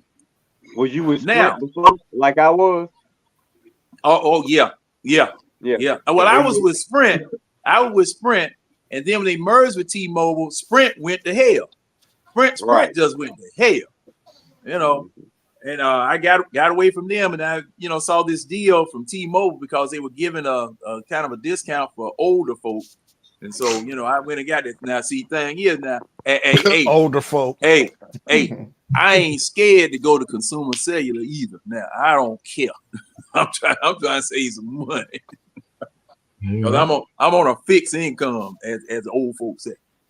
Yeah. I know that film. The AARP kicking in. Now, hey man, look here. If it look here now, hey now, coach. If you keep eating, you will be right alongside me, and I might walk off and let you have it. You gonna want them. Why y'all talking that mess? Laughing that hard. Nah, why y'all talking all that jokes, mess? man. I hope I live to be your age one day. Man, I tell you. Keep eating. Cause see, that's how I snuck up on it. Man, shoot, it's a humbling thing to know you got more miles behind you than you in front of you. Well, those civil rights leaders, they built different, man. For sure. You had to walk to school with no shoes on. You know what I mean? You built for it tough. Yeah, you never switch. You don't know what it's like to switch classes. Yeah. Wait a minute. Hey, who don't know what it's like to switch classes? You know, you got all ages. We switched classes. We switched classes. That's back when they didn't. Hey, Tonio, that's back when they didn't have math. They had arithmetic. What is going on over there? That man Nando ain't gonna go See, look. Nando acting like he had Showtime at the Apollo or something. Look, the thing we is gotta that make good comedy out of it, fellas. and the thing is, he's having to think before he says anything. He ain't coming off the dome. Cool. Coach got to write it down. Yeah. I'm quick with it. I was just right. let somebody else was talking. Master. That what he Bro, stop it. I'm from DC. That's all we do is jump. Atlanta ain't no different, Coach. It ain't no different. Hey, Keely, tell this boy he can't handle DeKalb County and Atlanta Public School, John. No, Atlanta Public School. Nah, he ain't ready. Hey, bro, I would say this. DC, hey, they just like in terms of like black folks, DC is Chocolate City. Oh yeah, I know about Chocolate City. So what's up, Larry? Larry, what's going on, Larry? Larry in the house. Yeah, I ain't gonna say they're as black as us, but they black. Oh yeah. Well, not no more. Not no more. DC is gentrified now. So man, look. That's what I had a friend. I had a friend that was working for what was it, Marriott or Radisson Inns or whatever. Man, I got a room it was in Georgetown, not too far from Georgetown. Oh yeah, you definitely in the wrong place, bro. Yeah. Oh, Keely, no, you did. You said the wrong place. No, he said Marion Barry. Oh man, you get caught in the room with Marion Barry, did you? That man, hey man, look. They'll let you know about politics. I don't know. You hearing John go? You went over there with that booger sugar, will you? No. No. Who got that booger sugar out there, Keely? Hey, Marion Barry is the original Diddy Party. Yes, sir. Marion Barry used to get John get went it to high in. school with him. No. I was in Atlanta Public School. Yeah, that's when they had one. Right, John. Represent. Hey, John. I was gonna say, Red. I done seen a John the dude out so bad at Atlanta Public School at breakfast. He ain't even show up for homeroom. He went home. Hey, man, dude. And John, I'm trying to tell you, that Fulton High was no joke, boy. South Atlanta Fulton High wasn't no joke. Yeah, and I don't know why you said Atlanta Public School. Cafeteria before homeroom, boy. It's a Big Low. They gonna what in the world, Bo? What in the world, Bo? Old Big Low Country coming by. Hey man, come on in if you feel like it. You know, anybody want to come on in? And you know they had a little we might be having that construction job that you walk down like a fashion show. Okay. Right, Ray. I'm telling you, boy, that woo. Your outfit better be tight. Your haircut better be even up. But boy, they waiting on you to walk in there looking. That fade. You take that hat off. That fade better be right. Everything. It better line up. Man, I had red hair, so you know I had to have my hair cut right, man. You know niggas was just waiting for red to have a bad haircut. Why you just wait like that? All looking at me. Why you just looking at me?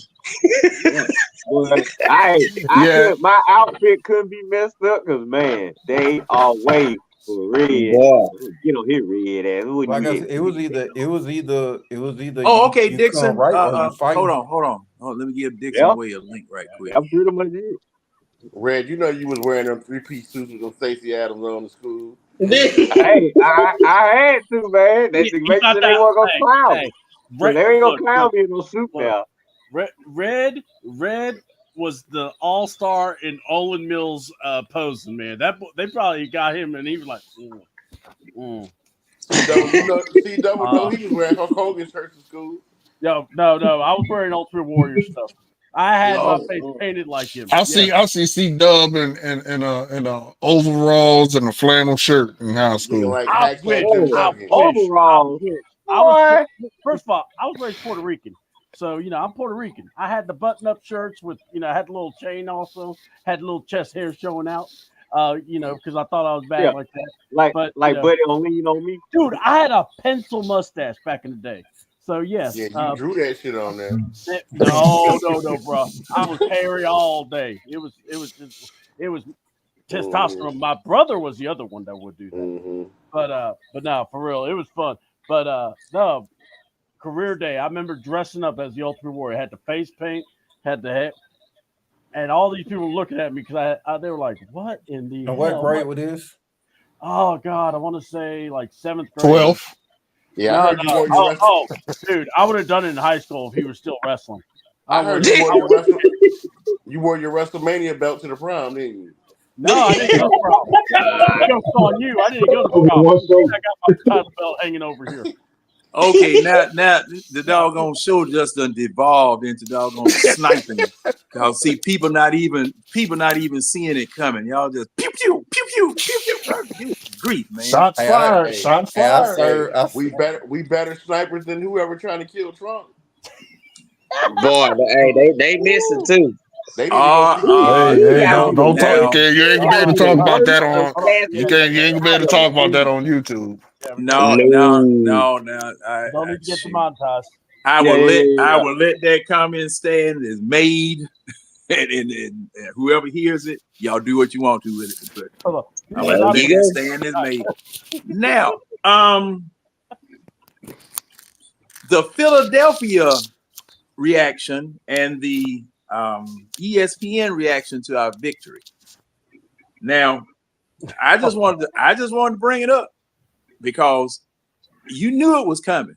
Mm-hmm. You knew it was coming as soon as the game was over with, that they were going to try to spin this situation to where the Falcons benefited from, Saquon Barkley dropping the pass and all of that type of stuff. That the Falcons, they choked. They let it go. All right. Now, that may be true. However, you got to take advantage of your opportunities. Yeah. And if there's an opportunity, you take advantage of it and you don't apologize for it. Now, that's the way I see it. But so what, we supposed to Saquon drop the ball, what we supposed to not go down the field and score? I mean, most of the people. Go ahead. My bad. Go ahead. Go ahead. Most of the pundits that I have listened to, they all have said yes. Saquon. They most of them. I'm not gonna say all because some of them did say. Nick was one of the ones who said Philly gave us the win, but everybody else I seen said we took it because although Saquon dropped the pass, we still went straight down the field and scored. So it wasn't like you know what I'm saying. They gave us. Yeah, that's correct. Yeah, you're right, Keely. Two things are true. Did y'all see Millie Mills comment? Say that again, Red. Go back to Millie Mills comment. Yeah. Oh yeah, I saw that. Crazy. I saw that. You saw that, John? Oh yeah, I saw the comment. But see, thing is, Philly fans, they gonna say that. And before I go any further, I'd like to welcome in Mr. Larry from the Dixon Way. One half of the Dixon Way. And brother? And one thing I got to tell everybody on this platform, the Dixon Way is going to be about the best way that you're going to be able to see the game because Facebook has threatened everybody about streaming. So Larry's in the game. Yeah. Now Larry will give you a play-by-play as to what takes place in the game, whatever, and he has some great graphics up to let you know about yards, distance, scores, things of that sort. And the commentary is on point. And I always bring up, I had to listen to Larry coming from Chicago, trying to boogity book back here to Georgia, and I really appreciated him doing that, man. I had to send him a couple of dollars because other than that, man, I wouldn't have known anything about what went on with the game. But he did a real good job doing that. Appreciate you, man. But go ahead, Larry. tell us what you think about or what you thought about what you saw Monday night. Monday night, I saw preseason game number 2 that we looked like we were getting more into the groove of what we needed to do. It's apparent that not only the players needed it, but also our young, very young Green offensive coordinator needed to know what to do with the personnel he had. Coming out in there in the first game and trying to make Kirk Cousins be Matthew Stafford, who got one of the best arms, you know what I'm saying, in NFL history, talent wise.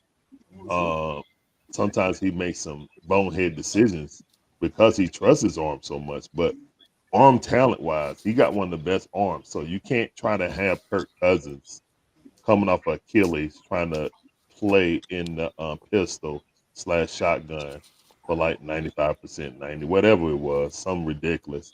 I saw more play action, and that's what Kirk Cousins is known for. He still looked ginger on that, still looked like he couldn't really push off on it, but the running game was so much better because we don't have an RPO quarterback. So running any kind of RPO, fake the handoff or draw play out of the shotgun is kind of useless. Because we know that Kirk Cousins don't have the mobility to actually run that play properly. Kind of like when you sitting there and you watching like our opponent. You know what I'm saying? Jalen Hurts. He was in the pistol the whole game, but we couldn't stop that draw in the middle because of Troy Anderson. And man, I'm sorry, but Troy Anderson is the Ritter of the defense. He is. There you go. He's the Ritter of the defense. I agree. So, I tried instead to of the tell him, third man. round, instead of the third round, it's worse because he was a second round pick. Man, y'all too hard on the brothers. Nah, I'm Man, look, he's man. from Montana. His Yo, ass check back this to the out. rank. Check it out, man. If Trying you to go back cap- and look at that game, which I did because I watched the replay on NFL Network several No, times. he need to be back on the rank, man. When you rewatch that game, man, they literally was running at Troy Anderson the entire game, especially when they needed, you know what I'm saying, like 44, first yeah. down. Yeah. You got He go right there. it was one time that was so bad. It was one time that was so bad that when they did that design run, and it was a 23-yard run by Jalen Hurts. Yep. And he literally juked himself out. It was wide open. There's always coach is gonna tell you sometimes you're gonna have to make a man miss. You know what I'm saying? And that play right there, Jalen Hurts was supposed to make the linebacker miss. Well, he missed on his own. He outran the guy and ran this way, like, are you serious? And then turned around like Scooby Doo with the little feet, turned to little dust circles, and then try to reach back and then grab him. He made the tackle 23 yards down the field. So yeah, no. If anything, we definitely need to address that. We just cleared up $11 million. I don't know where we can get a reliable middle linebacker. Someone said Man, Evans. I'd rather go get some clowns at the YMCA or off the practice squad and have Someone that clown. said Evans, but other than that, that's the We only signed Josh Woods. down spot of the game. I think really key to the game is not just the running, but the blocking. The blocking, shout out to the offensive line who definitely stepped up in this game. Shout out to Chris Lindstrom going against Jalen Carter, stalwart for him. If you go on like Philadelphia, like radio talk shows and stuff like that, none of them know how good Chris Lindstrom is. Like they're like, yeah, Atlanta Falcons, they ran the ball pretty good last year, but they don't really have a good offensive line. Why is Jalen Carter like? It's a lot of hate going on Jalen Carter right now. They don't know he played against the best left guard in all of football. They don't know that. You know what I'm saying? But we do. Right, so yeah. Well, if they don't want him, we'll take him. Oh yeah, that's what I was saying in their chance. I was like, hey, Ain't nobody on this defensive line I wouldn't trade for Carter outside of Judon because I want that pairing. You know what I'm saying? Pass rusher. Their problem is they let go of Hassan Reddick. So all they got is just big dudes now. They don't have no pressure on the outside. Mm-hmm. And a defensive coordinator don't like to send blitzes. He like to, send four. Just like us. Just like us. He like to send four. So yeah, exactly. So and the one time he did, we scored that touchdown, that 41-yard touchdown. So yeah, when I look at it, I said the bonuses and the real positives is Bijan with that decleater chip block. That's how you chip block, Cal. Yes, That's how sir. you chip block. Yeah, because he knocked you on his ass. Yeah, that was some of that old wall of paint right there, baby. And every time they needed a big run, shout out to Drake London out there, straight sealing, not holding, blocking, leaning away. Because every time they went to the right, Drake was right there. I don't even know if they picked that's it all up. he been doing for the past few years. Come on, Larry. He was catching 2 blocks, man. He was going on to the second level, man. He wasn't playing. Drake was blocking the entire game. It wasn't just 2. He was blocking the entire game, man. He was outstanding. Like the game winning catch was the icing on the cake, but there was nobody coming in and slipping through. 2 tight end sets, single back was working, gutting them like a fish. This was a running game, man. Shout out to the Eagles for not running the ball because we couldn't stop them. I mean, just run at your boy. My thing is, why did we take him out? I guess we don't have anyone else besides Troy Anderson. But it has to be someone else that could come in there, and I'm kind of dumbfounded by it right now. No, I don't believe in JD Black, man. He look like a slower version in preseason. Rukaroro didn't play. Not gonna pay him. He hasn't played yet. Only one rookie has seen any playing time. Only one. And that's on special teams. I know. Well, you saw what I know. I he just said. asking the question to the chat because I'm okay. sure. Well, you saw what Raheem Morris said. He said that everybody was playing so good that he couldn't find a spot for him to come in. I said, no. I agree. Look, John, I agree with that. I'm not forcing somebody in there just because I drafted them. You know what I'm saying? The second one. No, I'm not. What I will say is, I want to see him though. Okay, I really want to see him. We can see him all we want to, but I do too. All right, look at it like this: is he taking Grady off the field? No. No. Is he taking David off the field? No. Is he taking Judon out the field? No. Hell no. Maybe Lorenzo Carter, but he can't play in space. So no. Really and truthfully, guys, the thing that we basically got root. So when Grady finally move on, that's going to be his replacement. We were going to depend on Trice to be on the other side. You know what I'm saying? I think we made that move. I think we made the move for Judon regardless. But we see that we still are deficient on the opposite side. Judon is doing everything he can. They was holding the living crap out of him. Man, what you talking about? Jersey going that way. I mean, he was doing work and still got a sack. So sack and a half. It's easy to see too because he wear them red sleeves all the time. Yeah, so and then you can see him getting held like that, but the referees are not calling it. It's just like if I see a red jersey coming like this, that's a hold, bro. Like, what are we doing here? So it's like they're penalizing him for wearing extra clothing or something like that. But anyway,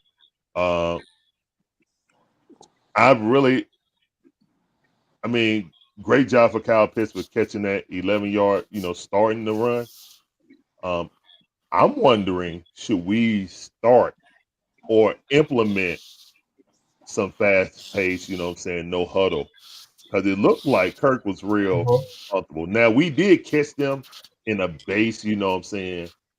A cover they were basically prevent. Yeah, I know. We caught him in that shell. They were prevent. He did look comfortable. So I'm not saying do that because we do want our defense to rest. That's one key to things like when we run the ball like that and chewing up clock, our defense was fresh the entire game. So they're putting people out just to see. No, I'm not with that, John. We trying to get good, man. I mean, now this Tavius Street or Taquan Graham, one of them. Now, what I'm saying is that when you rest a player, you got to replace him with somebody. Oh yeah. See, that's what I'm talking about. Rotational. I see what you mean, rotational. Yeah, no, I mean you got to rotate him because the man not gonna play the whole defensive series. So when you put him out there, see what he can do or whatever. I'm not for showcasing people like you do in the NBA and fattening up a turkey for somebody else to take it off of your hand. No. I wanted him to be in a rotation where, somebody's tired, somebody, get nicked up a little bit. Hey man, going on in there. If Eddie Goldman doesn't return, that's probably his rotational spot, probably right there. Yeah. Well, we can count on that then. That's his rotational spot. Oh, he ain't coming back. Eddie Goldman. I mean, come on. It's Eddie Goldman. Yeah. I mean, but no, overall, on the second preseason game, we look real good. That's how I'm treating it right now. And I really hope whatever way this season goes, you know what I'm saying?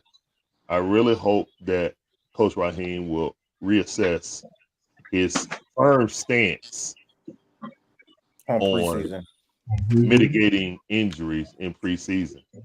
Because if my quarterback asks me to play in it, because he need to knock some rust off, because he hasn't played in over, 8 months, and I might want to do that.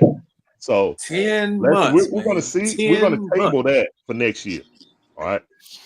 I'm gonna be like, bro, I'm sick and tired of using the first 2 games for preseason. Now, a lot of people were saying, and myself included, when people got hurt, I was like, all right, don't worry about it. People, people getting hurt, stay healthy, this, that, and the third. But again, you got to go with health or rust. And if you're coming into the season, you know what I'm saying? So I'll raise my hand, say I was wrong. Health or rust. Now you do have a veteran-laden team, so you can lean towards that way. But again, there's only 3 preseason games. So there's only 3 preseason games, and you got a week of rest after that. So since you don't have that 4th game, that week is rest. So it's just like last game of the preseason, 2 weeks later, you play your first game. You feel me? So simulating in practice or scrimmages obviously didn't get us ready to go. So things are learned. Hopefully he changes his mind. But other than that, man, we survived our 2 preseason games in the regular season going 1-1. I feel like that that type of game could, give a team momentum moving forward. The Chiefs lost Pachenko, so that's a huge deal right there. We're not going to be going up against a top running back. That dude runs hard and with a lot of effort. So them losing him is very, very, key. Now, maybe we don't have to worry about play action. We still got to deal with number 15, though. But, that's always a problem. And basically, don't leave no time on the clock. If you're winning, don't leave no time on the clock. That's just the rules. Whatever happened to Clyde Edwards-Helaire? Is he still on the team? Yeah, he hurt though. He hurt, I thought. Yeah, I think he on the pup list. Yeah. He was hurt before the season. Yeah, so I would implore Terry Fontenot to try to scour to see if we can get another linebacker. I don't know if it's going to be Evans to come back. I don't know who, but Troy Anderson ain't it. And if Beltran ain't good enough to take Troy Anderson's job, then we got a real problem right now. and we don't And really know then how long. Hammer just I went on the mean, injury list. but my thing is, we have a problem, and I get what everybody is saying about Troy, but as I said before you got on, Larry, my only pushback to that is Nate Landman is the flip side of the coin. Nate Landman is good in the run game, but he suck in coverage. But what At is least Troy good last at? year he did. But what is Troy You- good at? Well, Yeah, true. I'm with you. Look, I'm with y'all. I understand what y'all are Yeah. saying, but what I'm saying is just saying remove him and put Troy Anderson in there doesn't alleviate the issue that we have a problem at that position. Like, okay, that's fair enough. We do need to upgrade it regardless, but what I will say is at least one of them is good at filling the hole on the one run. is serviceable. Yeah, I got you. The Yeah. other is not playable, to be honest. The only reason he's playing because he's a second round pick. That's literally the only reason why he's playing. He need to be on special teams. They don't care about that. Rook a second round pick and he can't even dress out. That's what I'm saying. Be on special teams, man. And that's all I can tell you right now. This is not a I know rebuild. that. This is not a rebuild. Man, We're not even trying to y'all, rebuild. they can cut him, man. Cut him. Just cut him. Exactly, Tyler. Shout out to Atlanta Burger too, man. But Nate I is hope just Root make the rotation though. I do want to see Root rotation. he's a better linebacker than Troy. All the way around the board. Hey, I've been preaching the last 2 games. Sell Pitts to the highest bidder and then go find a linebacker. You might have to, man. Cal That'll Pitts. work. The That'll only work. reason why But they we're not won't gonna pay happen him. is Easily, I told you we ain't gonna pay him. I don't think it's gonna happen, guys. That I was think they're gonna Terry's pay first him, man, pick. and it's gonna be the worst mistake we made as a franchise. That is Terry's first pick. Stop it! Don't say that. Look, I mean, if we do do pay him with his production, with his numbers, we ain't gonna have to pay him top tier money. Man, I don't know.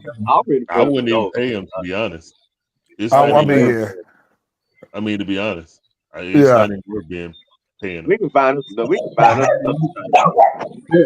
Cherry first pick as You can bring Mikael Pruitt back and get the same production.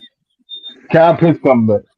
Like the only way he's not coming back, like he would have to have like a major injury this year. He's stupid if he do. If I was him, I would force my way up out of here. He's wasted. He's wasted here. Literally, Guys, you could bring Mikael Pruitt back and get the same production. Man.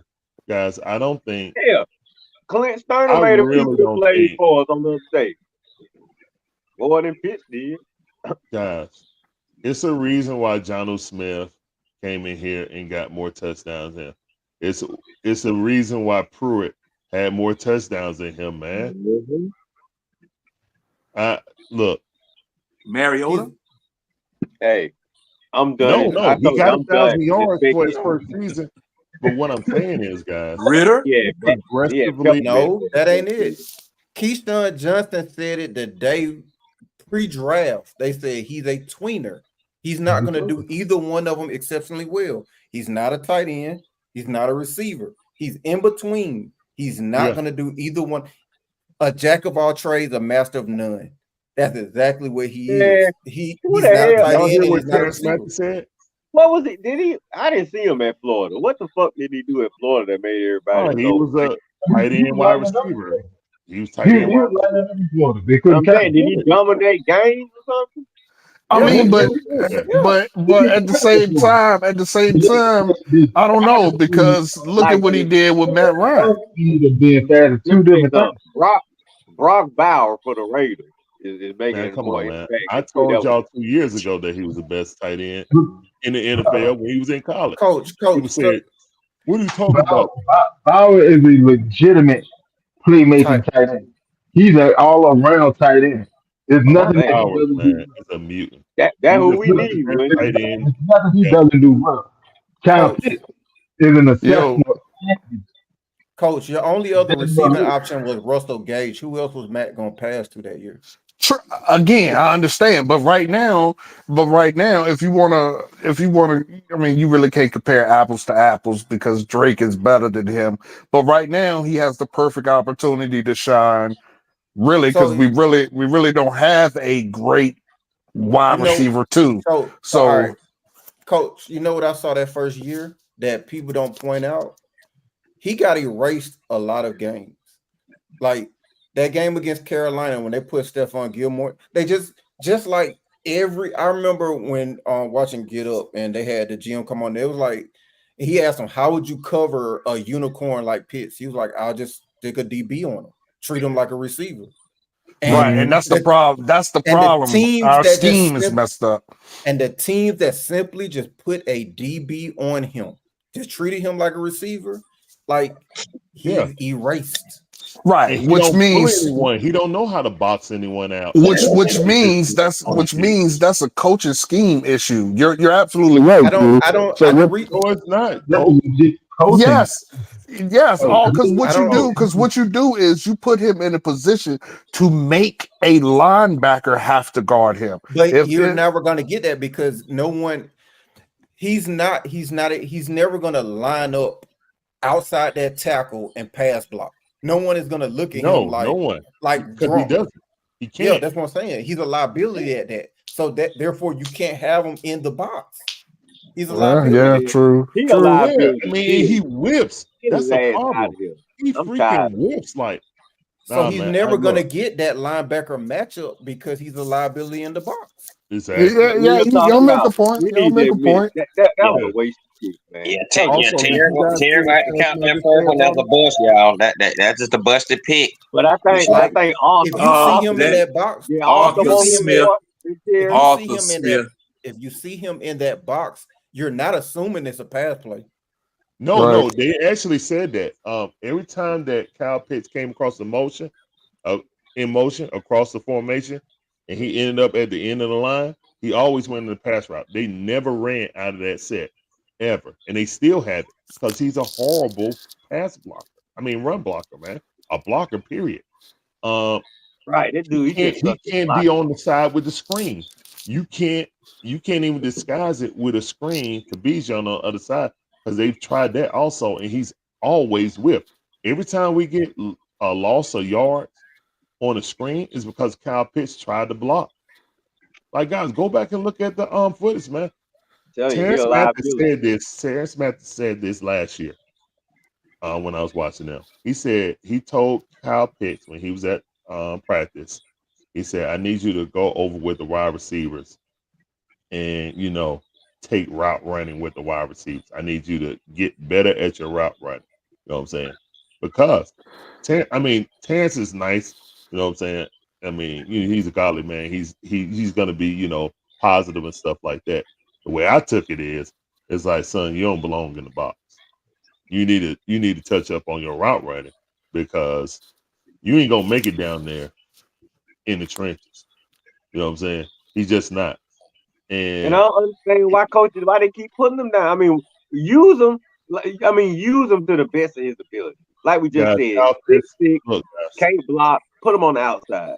I don't know what I think probably someone like Patrick Mahomes could probably utilize him. I mean, Andy Reid is one of the best play callers. And, schemers. Shanahan can use him also. But see, I don't want to leave us and go get a ring. I'm pissed off. No, but this is my thing. If you're counting on him to be a traditional tight end, yeah, that's right. I be hating like a motherfucker. You'll still be counting. You'll still be counting. You're never in. Dude, week one, when I'm sitting there and they're announcing the players coming out the tunnel, and I heard Charlie Warner name over the thing, I'm sitting there like, oh, Charlie Warner is starting. Oh, okay. Like, we literally have to go get additional tight ends because we don't have a tight end. That's why we always made more plays than Kyle Pitts on Monday night. We had like 3 in the reserve.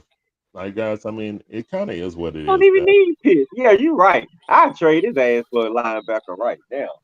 I mean, look, I like the young man. I wish that he could actually block or put effort into blocking, but that's hard. I can't coach that in you. Same thing. I can't. Like everybody talk about Drake now the number one. That's ridiculous. That route he ran right there. He shook that dude. Basically, had ankle breakers on. He went to 2K and put ankle breakers on Hall of Fame. I Look, mean, Drake gonna go in this season our with the receiving Drake just core is reception. need the just opportunity, fine. but he has no speed to get down. Drake is literally like, I'm gonna use my body. Toss it Drake up. use it. Yeah. Yeah, Drake plays more like a Playmaker tight didn't have end speed though. than Playmaker doesn't have Kyle speed. Pitts, and that's a Exactly. shame, bro. Exactly. Drake got more tight end skills than Kyle Pitts. That's Right. a problem. That's a problem. You feel me? Like that. That's all I'm saying. No, I'm not hating on him. I'm just looking at what's happening. Well, And London does play big. He plays big. Yeah, he plays big. Yeah, he plays big. I mean, he's like another version of Mike Evans. I don't think there's any problem with our receiving core. You got your speedster in Mooney. You got your possession receiver in Drake London. Like you have every piece you need. okay, Wallace said he did better in blocking. Okay, he didn't whiff, so I will give him that. He did stand one player up. I forgot who he stood up. But he did stand up one person. So yeah, I saw him succeed somewhat in run blocking, but I don't view that any different than any other average NFL receiver in terms of run blocking. The problem is you're not gonna put him in the box and let Kirk Cousins take a 5-step drop. That's what I'm saying. You're not gonna do that with Kyle Pitts outside of McGarry. That's not gonna happen. Shout out to Bijan, man. That's the type of chip that I want to see out of Kyle Pitts. How you think CJ Watt? See, I feel the same way about Pitts. I mean, about Bijan. I feel like Bijan. I feel like Bijan. If you watch him, I feel like he mails it in a lot of times too. Like to me, sometimes it looks like he does lazy runs. Like you know what I'm saying? You're not the first person I've heard say that. He better stop putting that ball on the ground too, though. He did that some last year. They better stop putting that damn ball on the ground. Talk none though. You saw that fun. He got it back, but luckily he got it back, bro. Let me say this though. I think somebody had a conversation with him about that because the way he ran Monday was a lot different than the way he ran against Pittsburgh. I mean, even in Monday, a couple times it was. I mean, I don't know how to explain it. It's like no, I know what you're talking about. If he don't think that he can break out the run, he kind of like just gives up. That's what it sort of seems like. He had a few runs. If he had kept going, I was like, "What is you doing?" I'm like, Hey, Red. Now, last week, he took the handoff, cut left. Now, I saw a hole right there just on the opposite side of the center, but he went outside. Yeah, he went outside. Now, he had a first down going up in that hole there, because that was a cornerback or a safety that was coming to meet him, and it wasn't all clear that he was going to meet him. Or if he did meet him, Bijan lower the shoulder, you get the first down. But when he bounced it outside, the rest of the wash came over there and stopped him short. And I said, "What? Why you didn't take that hole?" I don't have no beef with Bijan against where the the people Eagles. at. Oh, Bijan was a different Bijan against the Eagles. I have no beef with him against the Eagles. Against Pittsburgh, he would definitely coasting. Hey, Tidy said he would definitely coasting a couple of them plays against the Steelers. I don't know if missed a few runs in this game because the Eagles had holes for him. He was doing the same thing this game as well. If he had hit them holes and had that vision, I promise you, Bijan could have got a touchdown on one of them plays. But I think they were running down about 12 to 15 times too, soften it up a lot bit too. So when you throw Tyler in the mix along with Bijan, it's like a Thunder and Lightning or Lindell White and Reggie Bush tandem. You know what I'm saying? They don't know which back how to tackle them. They're gonna get Tyler tackling Tyler. We saw that. Then you throw Bijan back in there. I mean, you know, we saw it. They need to. This formula needs to keep up. That's what I see. But I'm gonna tell you, Nando, look, to scare teams like we really want them to be feared, Bijan got to start taking some of these things to the house. He got to start making teams fear him when he get that rock right now. And just start hearing about. See, it's more hearing about Bijan than fearing Bijan. No, fear is I think he's gonna make his class on this mustard case this weekend. He gonna take one to the house this weekend. Well, he ain't got enough weight behind him for anybody to really fear him. Because you fear people that'll run you over. You know what I'm saying? He ain't no Adrian Peterson. He ain't no, Beast Bowl. He don't have that weight to him for anybody to fear him. You fear some of the shit the guys if they can like make one quick step, boom, to the house, do this, boom, boom, boom, to the house. I ain't seen none of that from these guys. What they be doing, Rick? One thing I will say, and this kind of goes back to Mr. Pitts.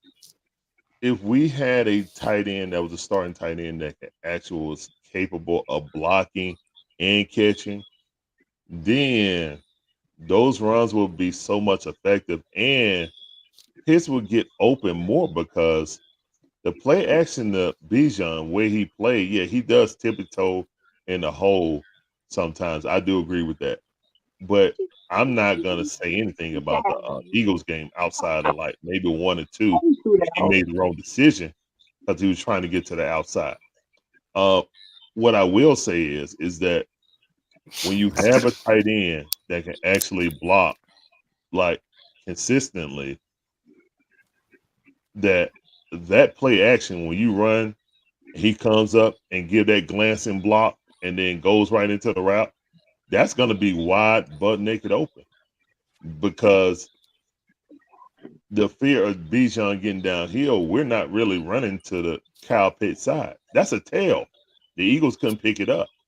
That was a tail, guys. We weren't running the Kyle Pitts side.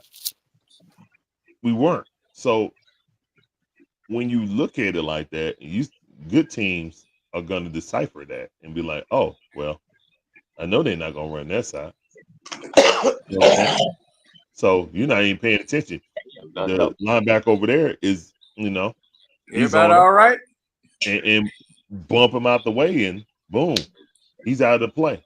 So it's kind of predictable what we do right now. If we had a tight end that could catch and block efficiently, this offense will be even better. Bijan Robinson would be better. Jonu. We basically killed Jonu. We had a couple of y'all said that, I ain't say it, but we need just the effort. You know what I'm saying? I think physically he looks like he can do it, but can he? Same thing with Troy Anderson, but worse. Troy Anderson is unicorn. This unicorn, I'm about to start giving it another meaning, and it's not going to be a positive meaning. But goodness, I can show flip it around to the next. Unicorn. He's soon to be out of here. Unicorn. This is a bust. I just think he's a tweener. No. Just wait till my post he's tomorrow. a tweener. You'll know what I'm talking about. Yeah, I don't think he's a bust. I think he is a starting tight end. You know what I'm saying? But being the best talent, you know what I'm saying? It's unfair. But I mean, he's drafted number 4. He's a high number 4. This dude got to be doing way more for some number 4.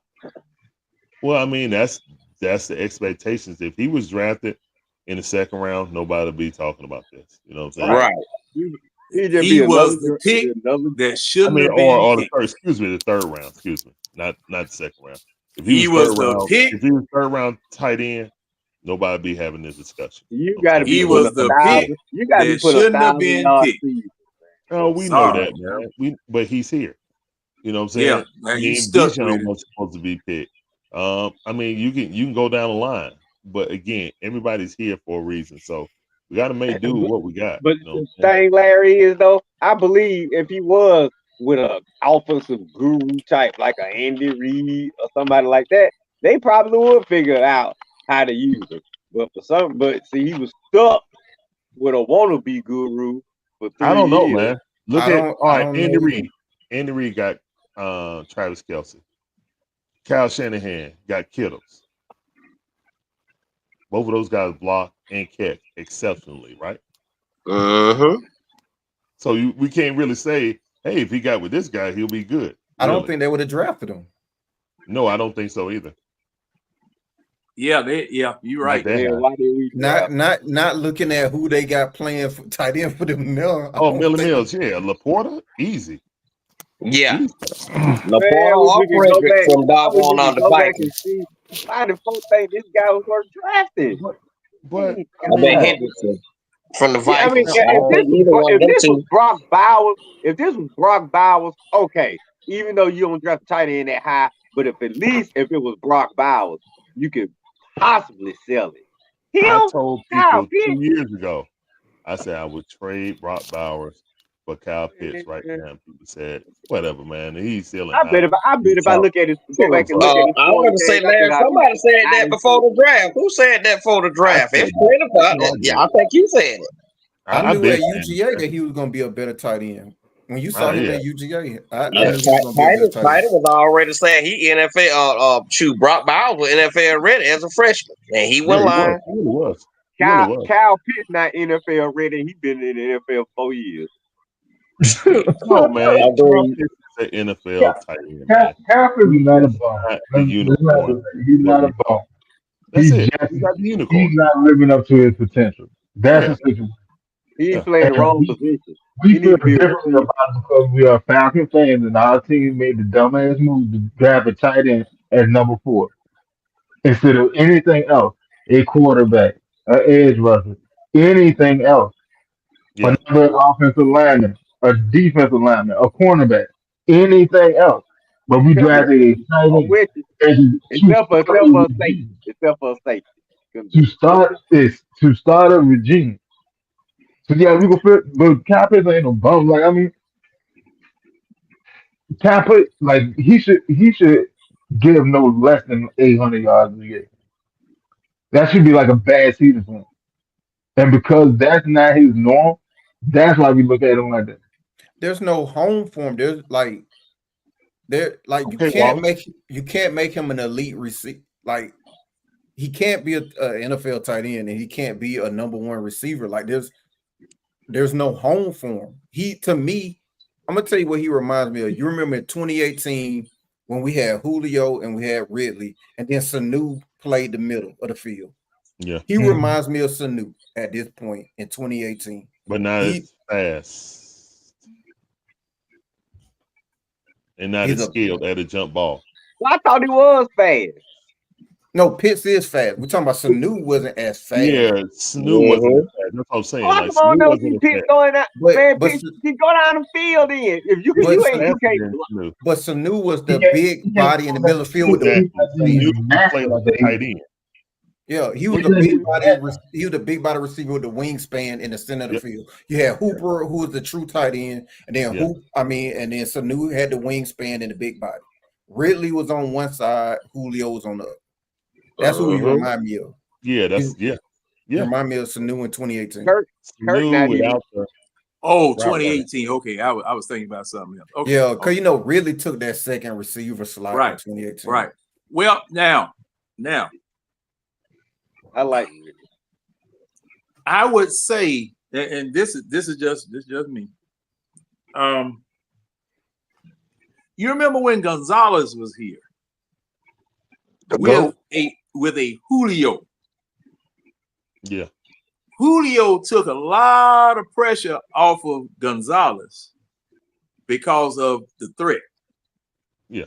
You know, in my opinion, he took a lot off of him because Gonzalez, it was only the year before he left that everybody, I think it was the 2013 year, that everybody really peeped what Gonzalez was doing because, he just run out to a spot, post the man up, convert third downs.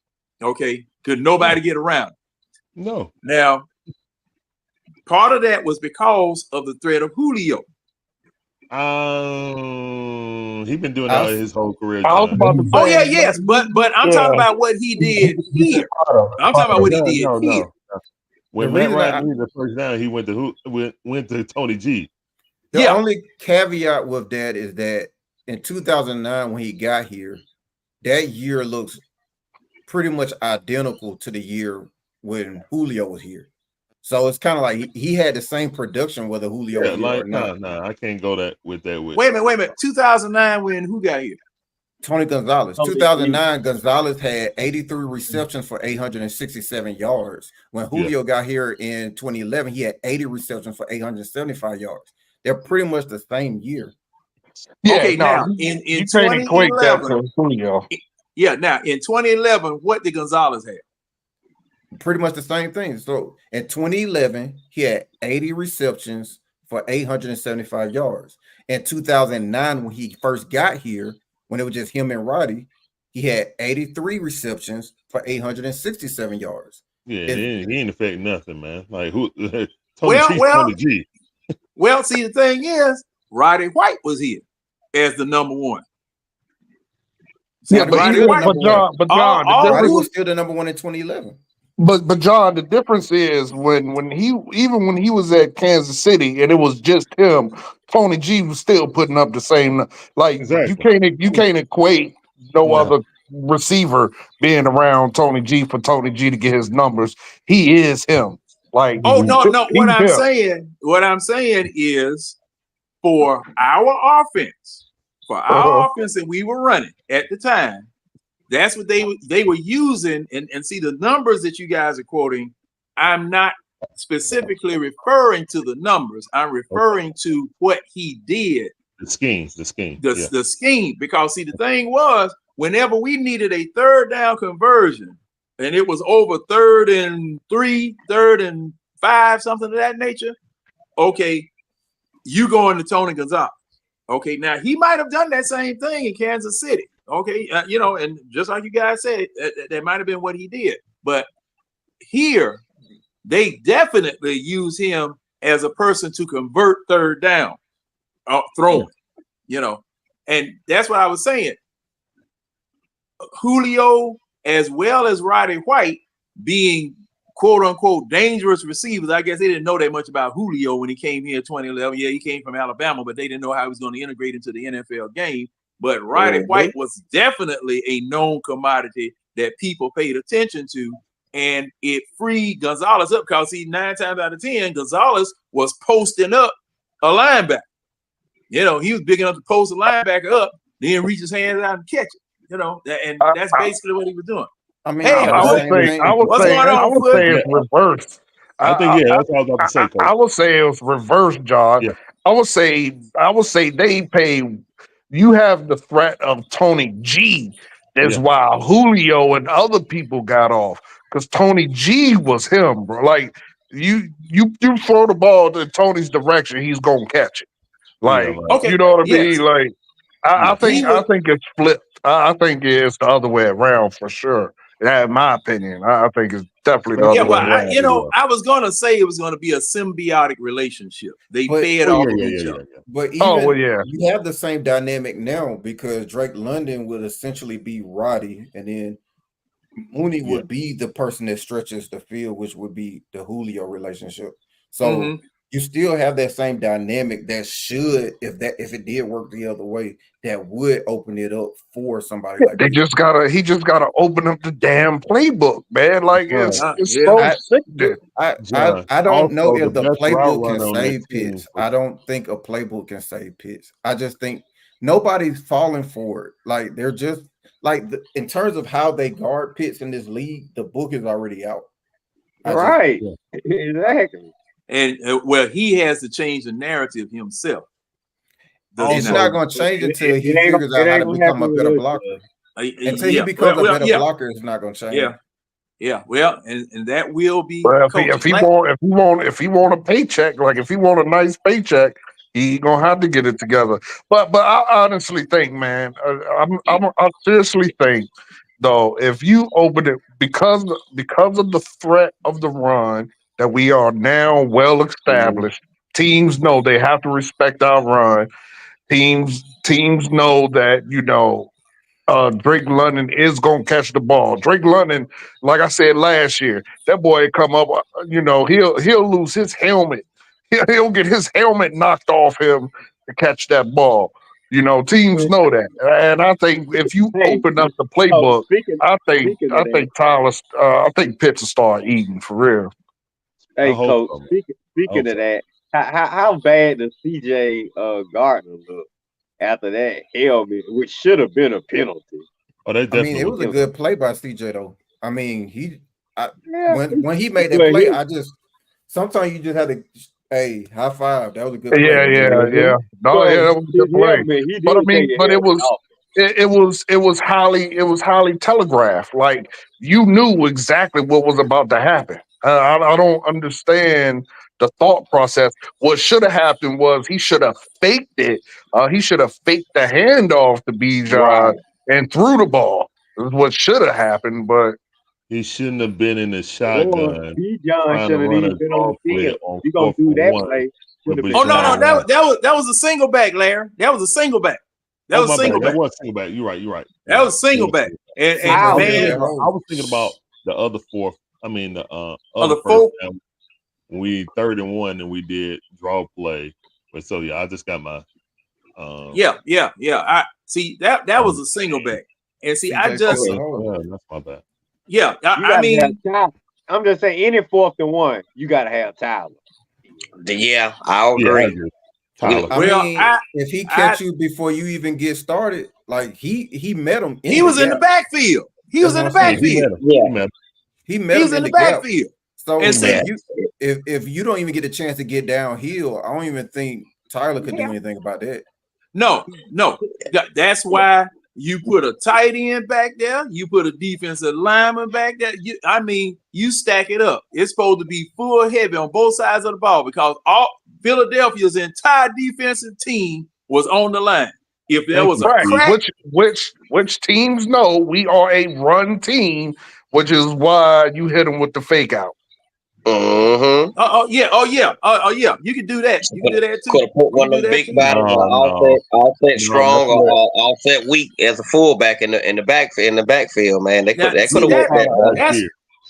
that's Give what it I to would have Algier. preferred. That's what I would have That's when preferred. offensive play calling comes I in. mean, sometimes defenses make a good play. I mean, They I'm not do. mad at Oh, sometimes Give oh, defenses make if good play. if he would have stopped Algiers in the hole like that, then I'll tip my cap. But That's what see, I but, tip my but cap. this is I'm with but this you, is Larry. but this is I'm with what I'm you. saying, Larry. Exactly. It was telegraphed. We have one back in the backfield. You know what we're gonna do. And what did they do? They loaded the box and just shot straight through the gap. Well, Like guess what? Mm-hmm. They did. Guess it what? don't matter They who was did that back there. same. Like Keely said, he would have got blown up just as bad. But Matter of they fact, did. coach, But Philly did that, and he dropped the ball. We did that one time, and Kirk overthrew Bijan, who was wide open. So things happen. Get a ball yeah. True. to your bruising running back. If they can stop you, fine. If they can't, but I'm not Good. putting in my lighter running back. I'm putting in my heaviest set. You know what I'm saying? I understand that. But we just saw Philadelphia lose the game because they're trying to be cute. Nah, I'm not trying Yeah, to be cute, bro. Nah, there you go. Well, nah. and Coach Dick. Coach Dick ain't being cute, bro. Philadelphia also was that's right, trying Wallace. to punk us. Philadelphia was trying to punk us. No. Yeah, I yeah, know they did, but they were trying to be cute at the end. Trying to yeah, punk us would have ran yeah. right up the middle with Saquon. Trying to punk us would have been we still running this run pass option that you can't stop because Troy Anderson is just lost out there. Troy Anderson out there lost. So yeah, why would I do I mean, yeah, the play worked. Everybody gonna say, well, the play worked, it was open, Saquon dropped it. Well, things happen like that. And we saw Kirk Cousins miss Bijan on the exact same thing. So I no. Run the damn ball. Yeah, Yeah, I get you. I I get it. agree, but I would have run it out of a With way Algier. different Run the ball with formation. Algier. And I'm good with you. Algier, now that's something else, Larry. Algier was hurt because you remember he limped off. He limped off and didn't get back in. He didn't come back in the game at all, did he? Yeah, he did. He came back sparingly. Yeah. He came back and ran it one more time and got like a 9-yard run or something like that. Then went back. He gave Bijan one breather. Every time he came in, he had positive yards. Oh yeah, Bijan. Look, excuse me, man, Algier was moving. It's like the offensive coordinator is really infatuated with Bijan's talent. And I understand that. But again, guys, is it going to be a situation, with Deuce McAllister and Reggie Bush? Mm-hmm. So I'm asking these things. I like Bijan personally. I could deal without the tippy toeing sometimes, but I like Bijan. I like his talent. I like how he can make catches, like legit catches. You know what I'm saying? He runs better routes than number 8. Can I introduce better hands than number 8? Larry, can I go ahead? Yeah. Let me introduce something while you're on this topic. And I apologize if this turns into a whole nother blow up, but I got attacked for saying this. So someone asked, they was like, well, I guess Bijan proved that it was the right pick. And I said, me personally, I said, though I love Bijan, just like you said, though I love Bijan, I still would have taken Jalen Carter.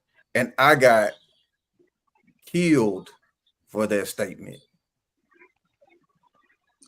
What is your opinion, Larry? If truth be told, did we need Bijan? No.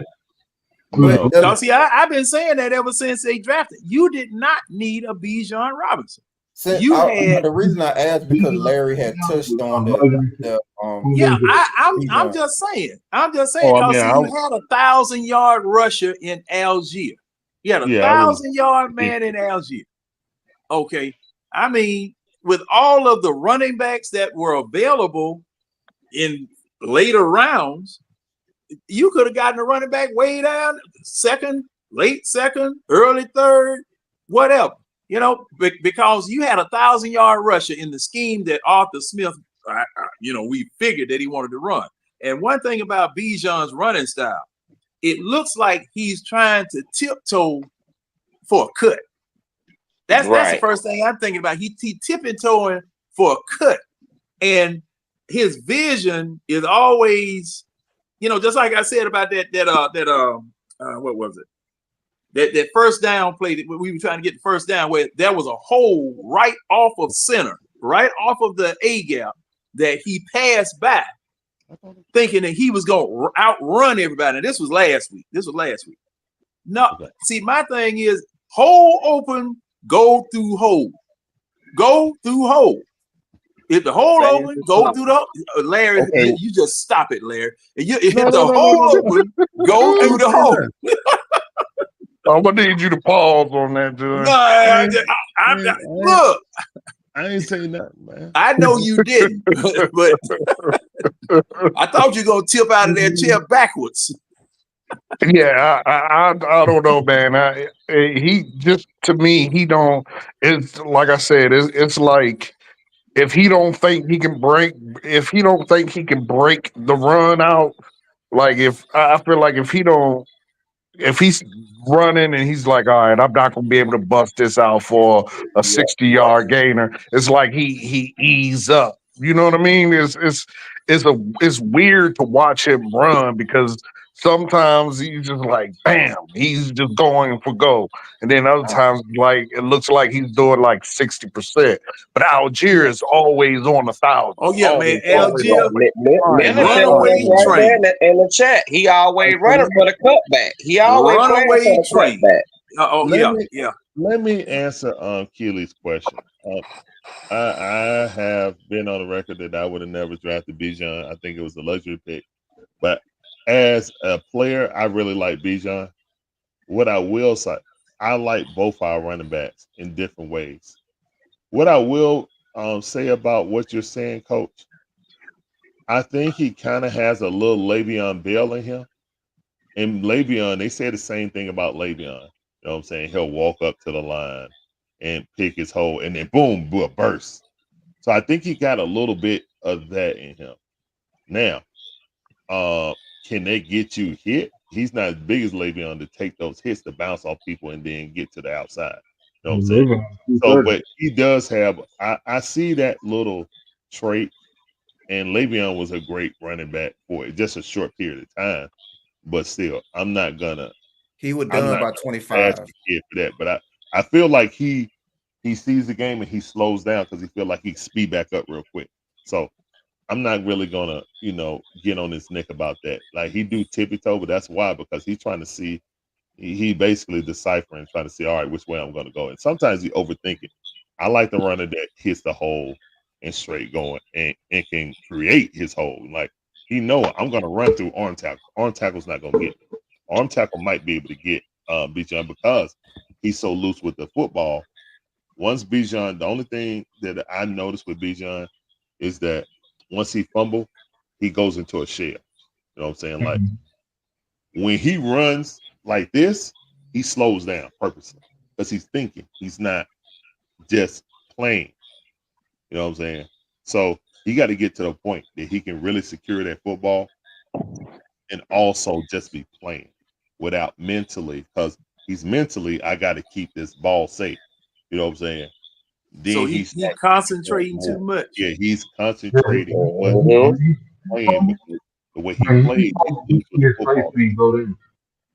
And I'm sure they've been trying to coach that out of him. But I mean, you drafting him for his talent. That's a part of it. You know what I'm saying? So it's kind of a give and take. You just gotta hope that they're gonna take the time to actually get that out of their game. You know what I'm saying? Because you drafting them, that's what you drafted. You know what I'm saying? But yeah, I like Algiers. I felt like it was a luxury pick. I'm on record on that. And anybody ask me and say, yeah, I felt like it was a luxury pick. But he's here now, and we're going to have to make a decision, because Algiers might be going to the Michael Turner way, So, and that's a reality, guys. You're not going to be able to pay Bijan, who's going to command, dual threat money, most likely, and then be able to keep Tyler Algiers. You're not. It's gonna get ugly for us. Yeah, I mean that's what I'm saying. Like Bijan, you have to choose. Dual threat. Yeah, he can reset the market when because he's going to reset the market. He's like a number 3 wide receiver. Man.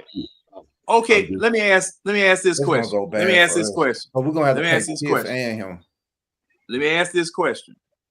If Bijan had a fullback in front of him, how do you think he would fare? I think he would be much better. I think Bijan would be probably the best running back in the league if he had a fullback in him. No one's running that anymore. That's not a system anymore. If we ran with a fullback, if we had an Obi Mahaley in front of Bijan, oh my God.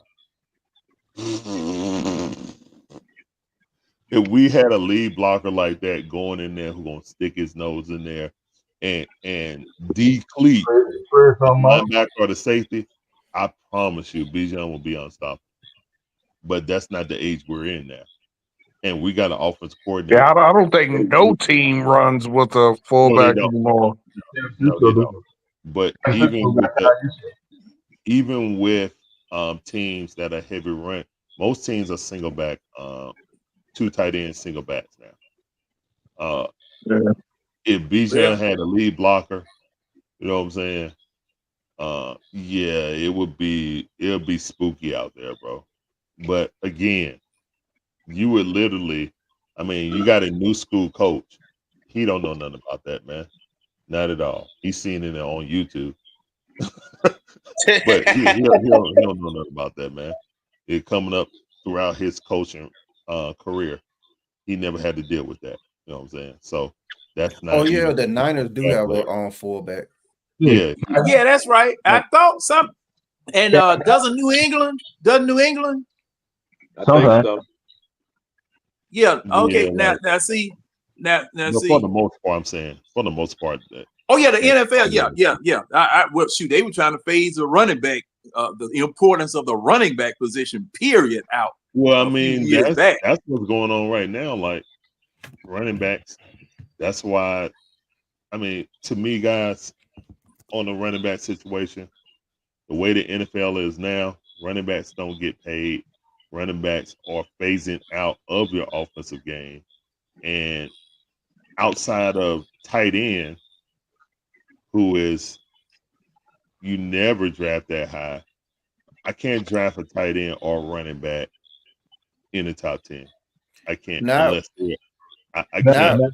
Now when Kyron Williams and James Cook are top 5 in rushing last year, you can't. Yeah, I can't, man. I literally now can't. When Raheem Mustard is top 10 in rushing, you can't. Yeah, I just can't, man. So in today's NFL, if you look at like tight end, they are the 15th most important player, like on a team. Like those two that's picks not hyperbole. That's not hyperbole so, on most teams. Like, who needs who? They need the quarterback. You know what I'm saying? They need a good running game. You know what I'm saying? Like, they need a top number one receiver most of the times. Everybody ain't gonna be Kelsey. You know what I'm saying? Everybody ain't gonna be Gronk or Tony G. So, to be honest, yeah, when you get a really good one, oh yeah, they're a top 3 option. But on normal teams, your tight end is no more. I mean, is he better than a good D tackle? No. Okay. Is he better than a good corner? Either one of your corners, your number 1 or number 2 corner? Probably not. Is he better than your starting safety? No. These are things that you're thinking about drafting. Is he better than a pass rusher, either a defensive lineman or outside linebacker? No. I'm talking about drafting, not players that's already on there that's established. I'm talking about positions that you got to draft that you think as a rookie, I'm going to play them. So what do you need the player to be best at? Would you need a number 1 corner to be better, or would you need a tight end to be better? You would need your number 1 corner to be better if you're drafting number 4. I'm talking about positions you'll be drafting in the top. You get the pick of the litter, basically, top 5 pick. That's why we're gonna be in big trouble.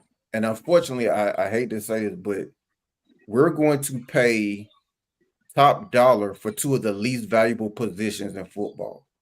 And that's going to come back and haunt us because we're going to pay top dollar for tight end and we're going to pay top dollar for a running back. When a running back, the shelf life, look, Zeke was all pro for how many years and he's washed at 25. Like, the shelf life of running backs is just Devontae. The last 2 all pro running backs we've had in this franchise history. Devontae, how many seasons did we get out of him? How many seasons did we get out of Turner? 3. Like, well, Turner, Turner was good investment, but no, we only got 4 years. We only got 4 years out of Turner. He was washed by 2012. Him and Quiz was playing carries. Now Turner, they ran that man like a rented government mule. Again, he only gave us 4 years. And nobody wanted him because we ran him into the ground. Same thing with Jamal Anderson. I mean, every running back that we get, I'm seeing when I've seen Bijan get teed off. Like, when they do catch him, he's getting popped. So it's no position takes more punishment. It's outside of fullback. No other position gets more punishment. Like, you're right. And we're going to pay the 2 least valuable positions in football top dollar. Yeah, but you're right, Keely. That we are gonna have to pay them. But the good thing is the next massive salary cap increase is next year. So I think it goes up 280 million, somewhere around there. You can't allocate that money to that. I'm actually on board with Keely about that. You can't, just because the salary cap coming up don't mean that. So we still gonna be devoid of a pass rusher. Judon is only on a prove it deal. Same thing with Justin Simmons. Do you want to retain them or you want to worry about paying Cal Pitts? I'd rather retain one of them, to be honest. Oh no, I'd rather retain both of them. Yeah, both of them. And let Kyle Pitts walk. What I'm saying is, let Kyle Pitts walk. Are you going to pay Kyle Pitts? Because he's going to be asking for wide receiver money, which is But no. You go by his production. Just because that's what he asking for, don't mean that's what he gonna get. I don't know because AJ is the second highest paid cornerback, and what production does he have to show for his case? There's no interceptions to show. There's no stats. Yeah, but it's not. But when it comes to when it comes paid DB.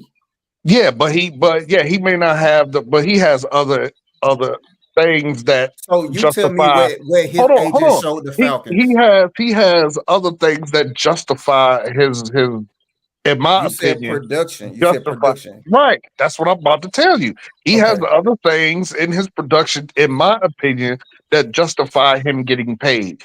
One, well, maybe not that much, but one is his keep in mind before you get rolling, keep in mind you have to justify the second highest paid. Continue. Right. Okay. So well, first things first, he got paid that money because Atlanta fucked up. That's first. You know what I'm saying? We waited till we absolutely ain't had no other choice, and then we had to pay him. So that is on Atlanta's fault. That's Atlanta's fault, first off. But that's the same case with Pitts. Hold on. But you had but what you do have in him is his catch percentage. In no time has he been in the league has his targets caught the ball more than 50%. I don't think. And if so, it may have been once. I'm pretty sure it has been 49 in the 40s catch percentage of his targets. So I mean, to me, that's worth paying. Now I'm gonna say this too. Now we don't have a Jimmy Graham situation here at the tight end. Now we don't have that. So they're gonna pay this man as a tight end. It won't be. Yeah, it won't.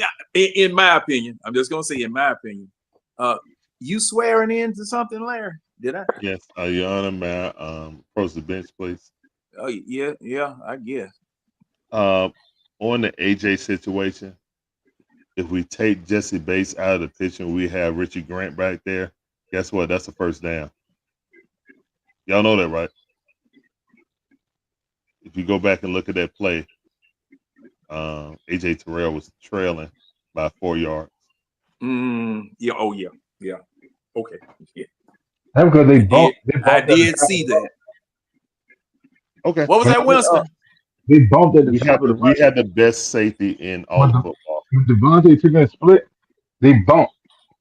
Him and AJ bumped. Yeah, they did.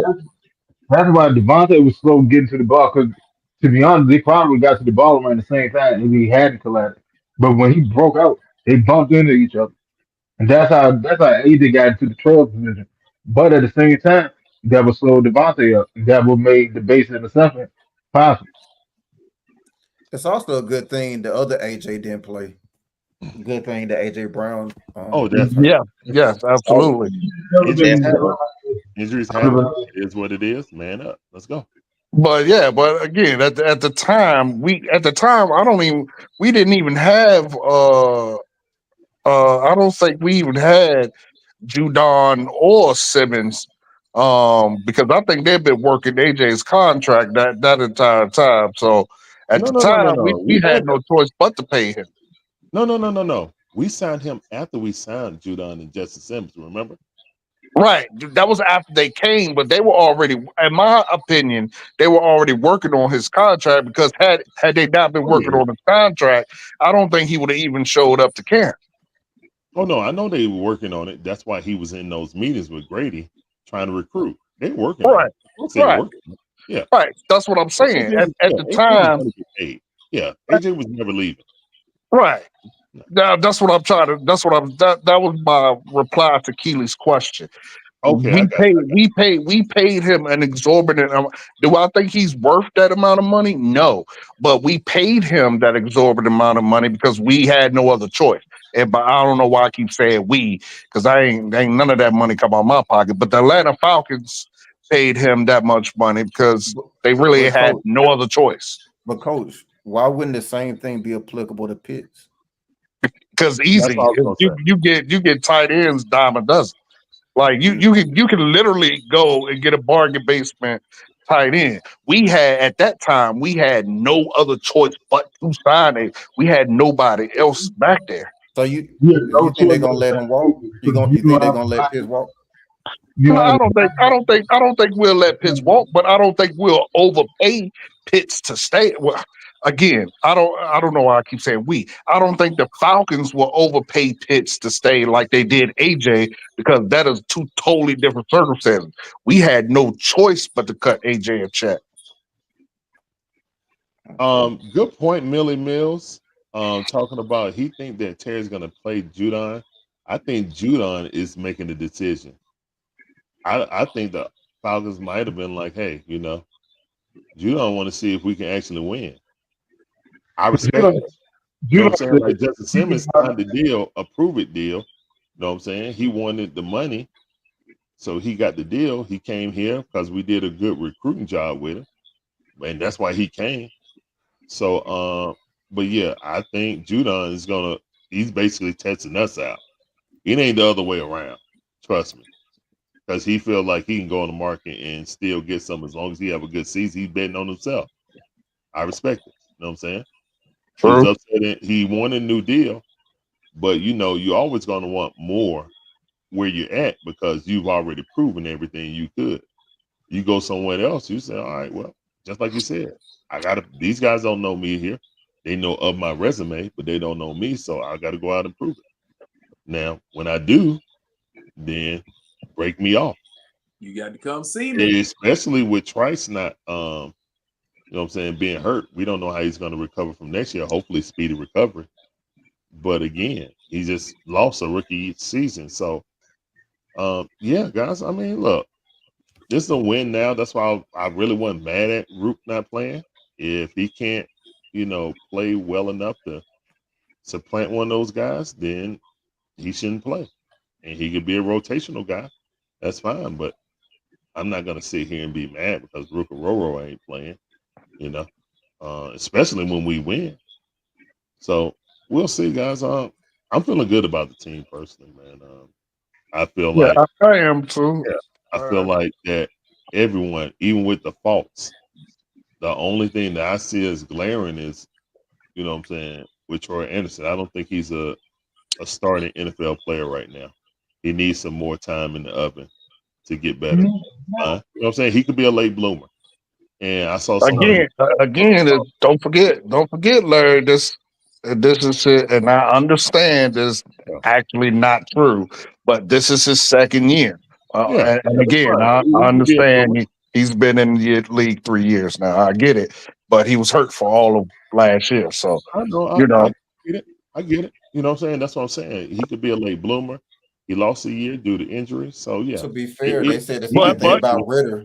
Yeah, but I was about to. Ritter just need more time. Keely, I was just about to big you up. I was about to say, but like Keely said, at this point, you either got it or you don't. So I mean, I get what y'all saying. He's a Ritter of the offense right now. I mean, he's a Ritter of the defense right now. He is, but it's worse because he's a second round pick instead of third round. But we'll see, man. Hopefully, we can't have no Ritters on the team. Period. I don't know. So I don't like that comparison. Ritter was a nightmare. I'm up out of here, man. It's 1 o'clock. I'll have a good peace. Oh, yeah, I forgot y'all in Atlanta. I'm like, dude, it's 12. Shit. All right, Larry. Oh, Larry gone. Oh, yeah. Okay, Larry. We headed that 1 o'clock hour. Let's go around the horn here. And if anybody wants to make a prediction on Sunday, whether it be the game, whether it be the score, or anything else you want to make a prediction on. Let me see. Oh, I got to put.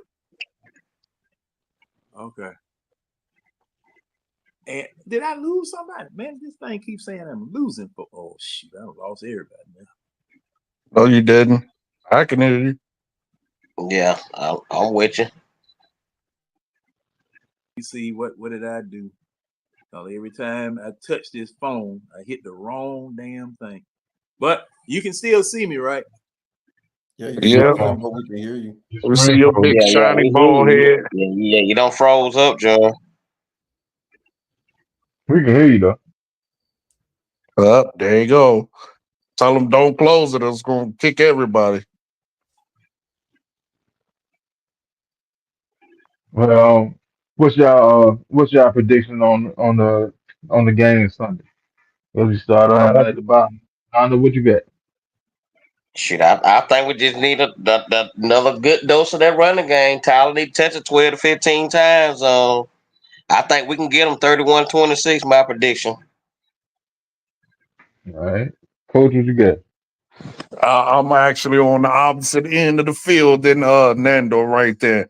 I think this is gonna be Kirk. I think because of Kansas City's defense, this is gonna be a breakout game for Kirk Cousins. I got Kirk Cousins throwing 4 touchdowns. Mm. I like that. I got Kirk throwing 4. So you saying a Falcons win? Yeah, well, yeah. I got us winning for sure. Cause when you said I'm gonna go opposite, I thought you were saying Kansas City going. Cause Nando Oh said, no, my bad. No, I got us winning, but I got us winning doing it in the pass game versus so much the run game. I feel like Kirk is gonna have about close to what he had last game as far as passing attempts because he had 29 last game. I think this time he's gonna have about 30, 35, 36. Four passing touchdowns, probably just shy under 400 yards passing. I think it's going to be a breakout game. I may be exaggerating his yardage a little bit, but I think it's going to be a heavy dose of pass this game.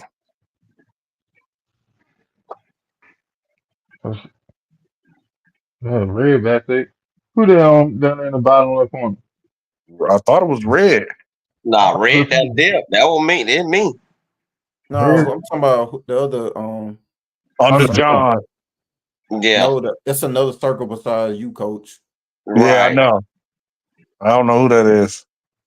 Who? Whoever it is, they ain't talking, so they may have Yeah, froze they up like been froze John. up a minute.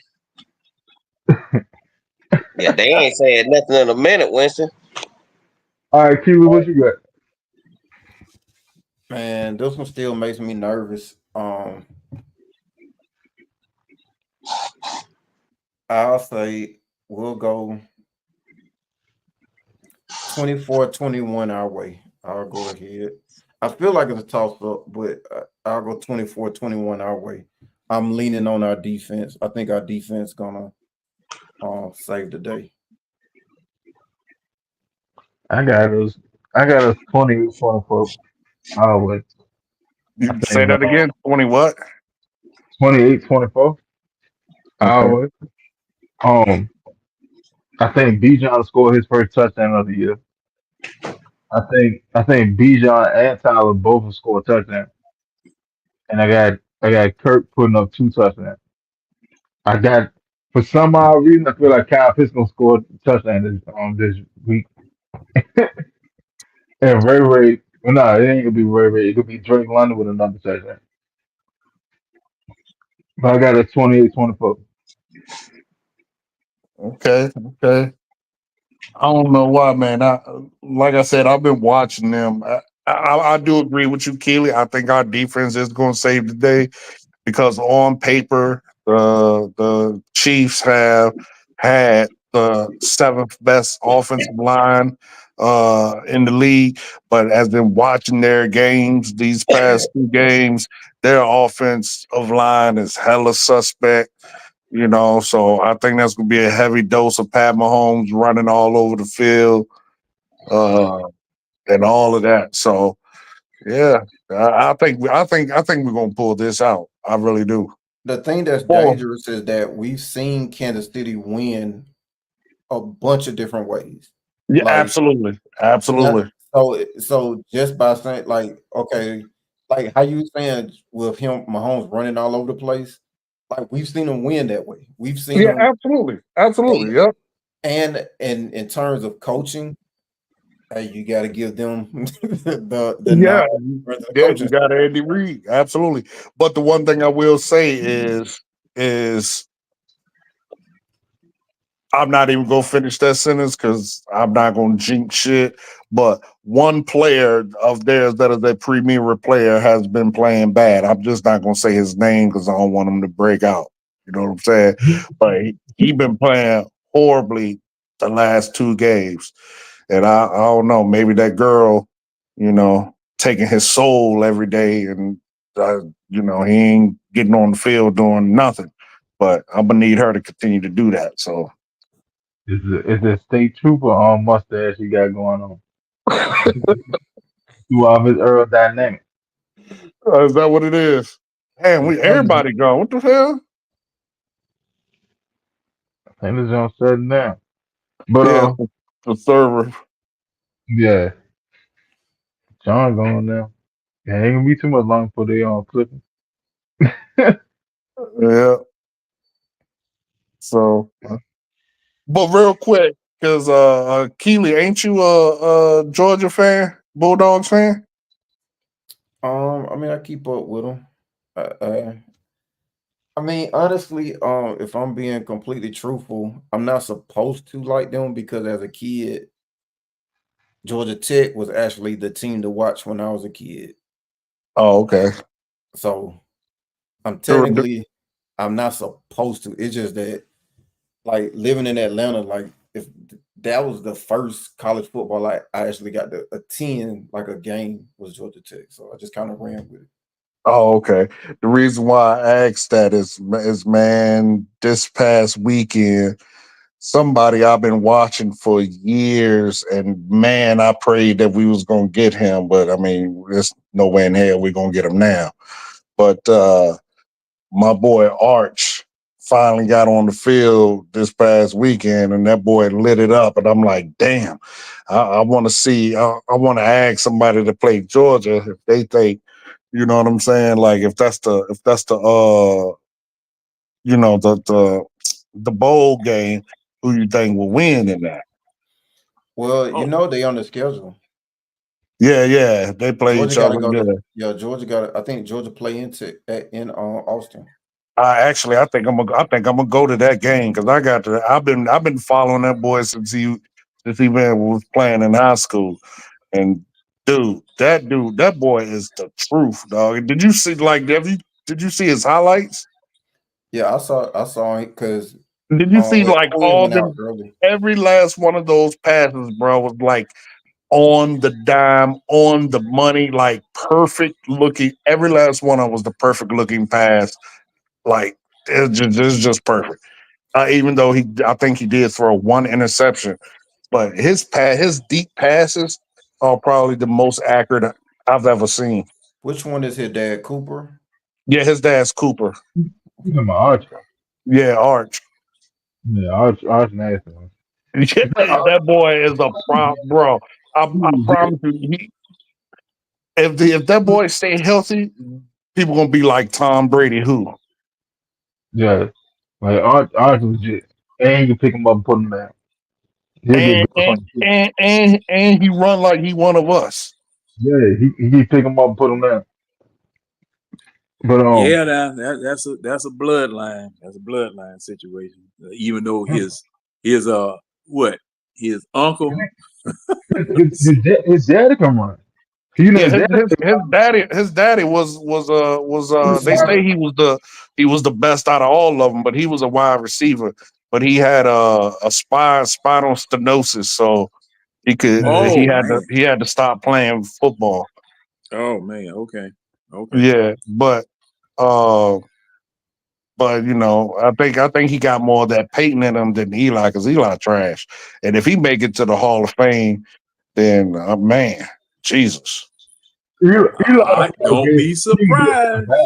He ain't gonna be a first battle, but don't be surprised. Eli gonna get in there. Don't be Yeah, surprised. I'll That go with new. two. Yeah. He gonna get yeah, in there. he may get in there. I'm sorry. Let me rephrase that. he'll get in. But if he get in as a first ballot, man, I'm gonna be highly pissed. That's crazy. No, I don't see him going. I don't see him going before like his fourth go around. Because Eli is the definition of mediocre. He his win loss rate is 50-50. And he Hey, has he has only 122 more So, coach, real completions quick, than he has interceptions. Yes, sir. coach. So you're saying that having a 50% win rate is a bad thing, right? I'm saying it's not a first ballot Hall of Famer thing. No, it's not a bad thing. No. I'm saying it's not first ballot Hall of Fame worthy. Okay, I'll leave it alone. You know where I was going, I know where you're going with it, Brian. I'm gonna leave it alone. I know where you're going. Hey, and don't discount. But the difference is one of them people, and I understand what you're gonna say. One has 2 Super Bowls. You're absolutely right. But one has MVPs I'm gonna leave it and this, alone. that, You the knew where I was third. going. I know exactly where you're going. And like I'm fitting to say, don't discount the Boston-New York rivalry. Don't discount that, because that definitely factors in for Hall of Fame voting. Because most of your Hall of Fame voters, they're up there. They're up there. You know, so and they're entrenched, they're deep, they are but well respected. I don't know who else quarterback wise is in the running, but I don't think he definitely should make it though. Not first ballot. No, hey, stranger things have happened through the years. So that's where hell no. But yeah, for all the people leave it. For all the people who can hear me who don't know research, like I said, I've been watching that boy since he was in high school, and that dude is a problem. He is a problem. Well, all right, gentlemen. Yes, Clock sir. on the wall says it's 1:15, 12:15 down there where Coach at. And Coach, where can we find you, boss? Well, right now, man, you can find me on Facebook and here in the Waffle House. I'm trying to get my channel off the ground, man, but I'm just so swamped with school that I really don't have the time. But I do want to get it up and running. So here soon, maybe, hopefully, it'll be the Coach's Corner. You can find me on YouTube, and then, like I said, Facebook, Andre Davis. Yes, sir. But school is hard. Going back to school at 40 years old, man, it ain't no joke. Shoot, it was hard going back at 16. Hell, for my senior year. Hell, that was hard, and that was high school. Yeah, all right. my brain and my memory don't work like it used to. So these young cats, man, be throwing out stats and acronyms, and I'm like, what? Say, huh? What were you talking about? Yeah. Oh man, I just feel it's fun. Like I laugh to myself a lot, man.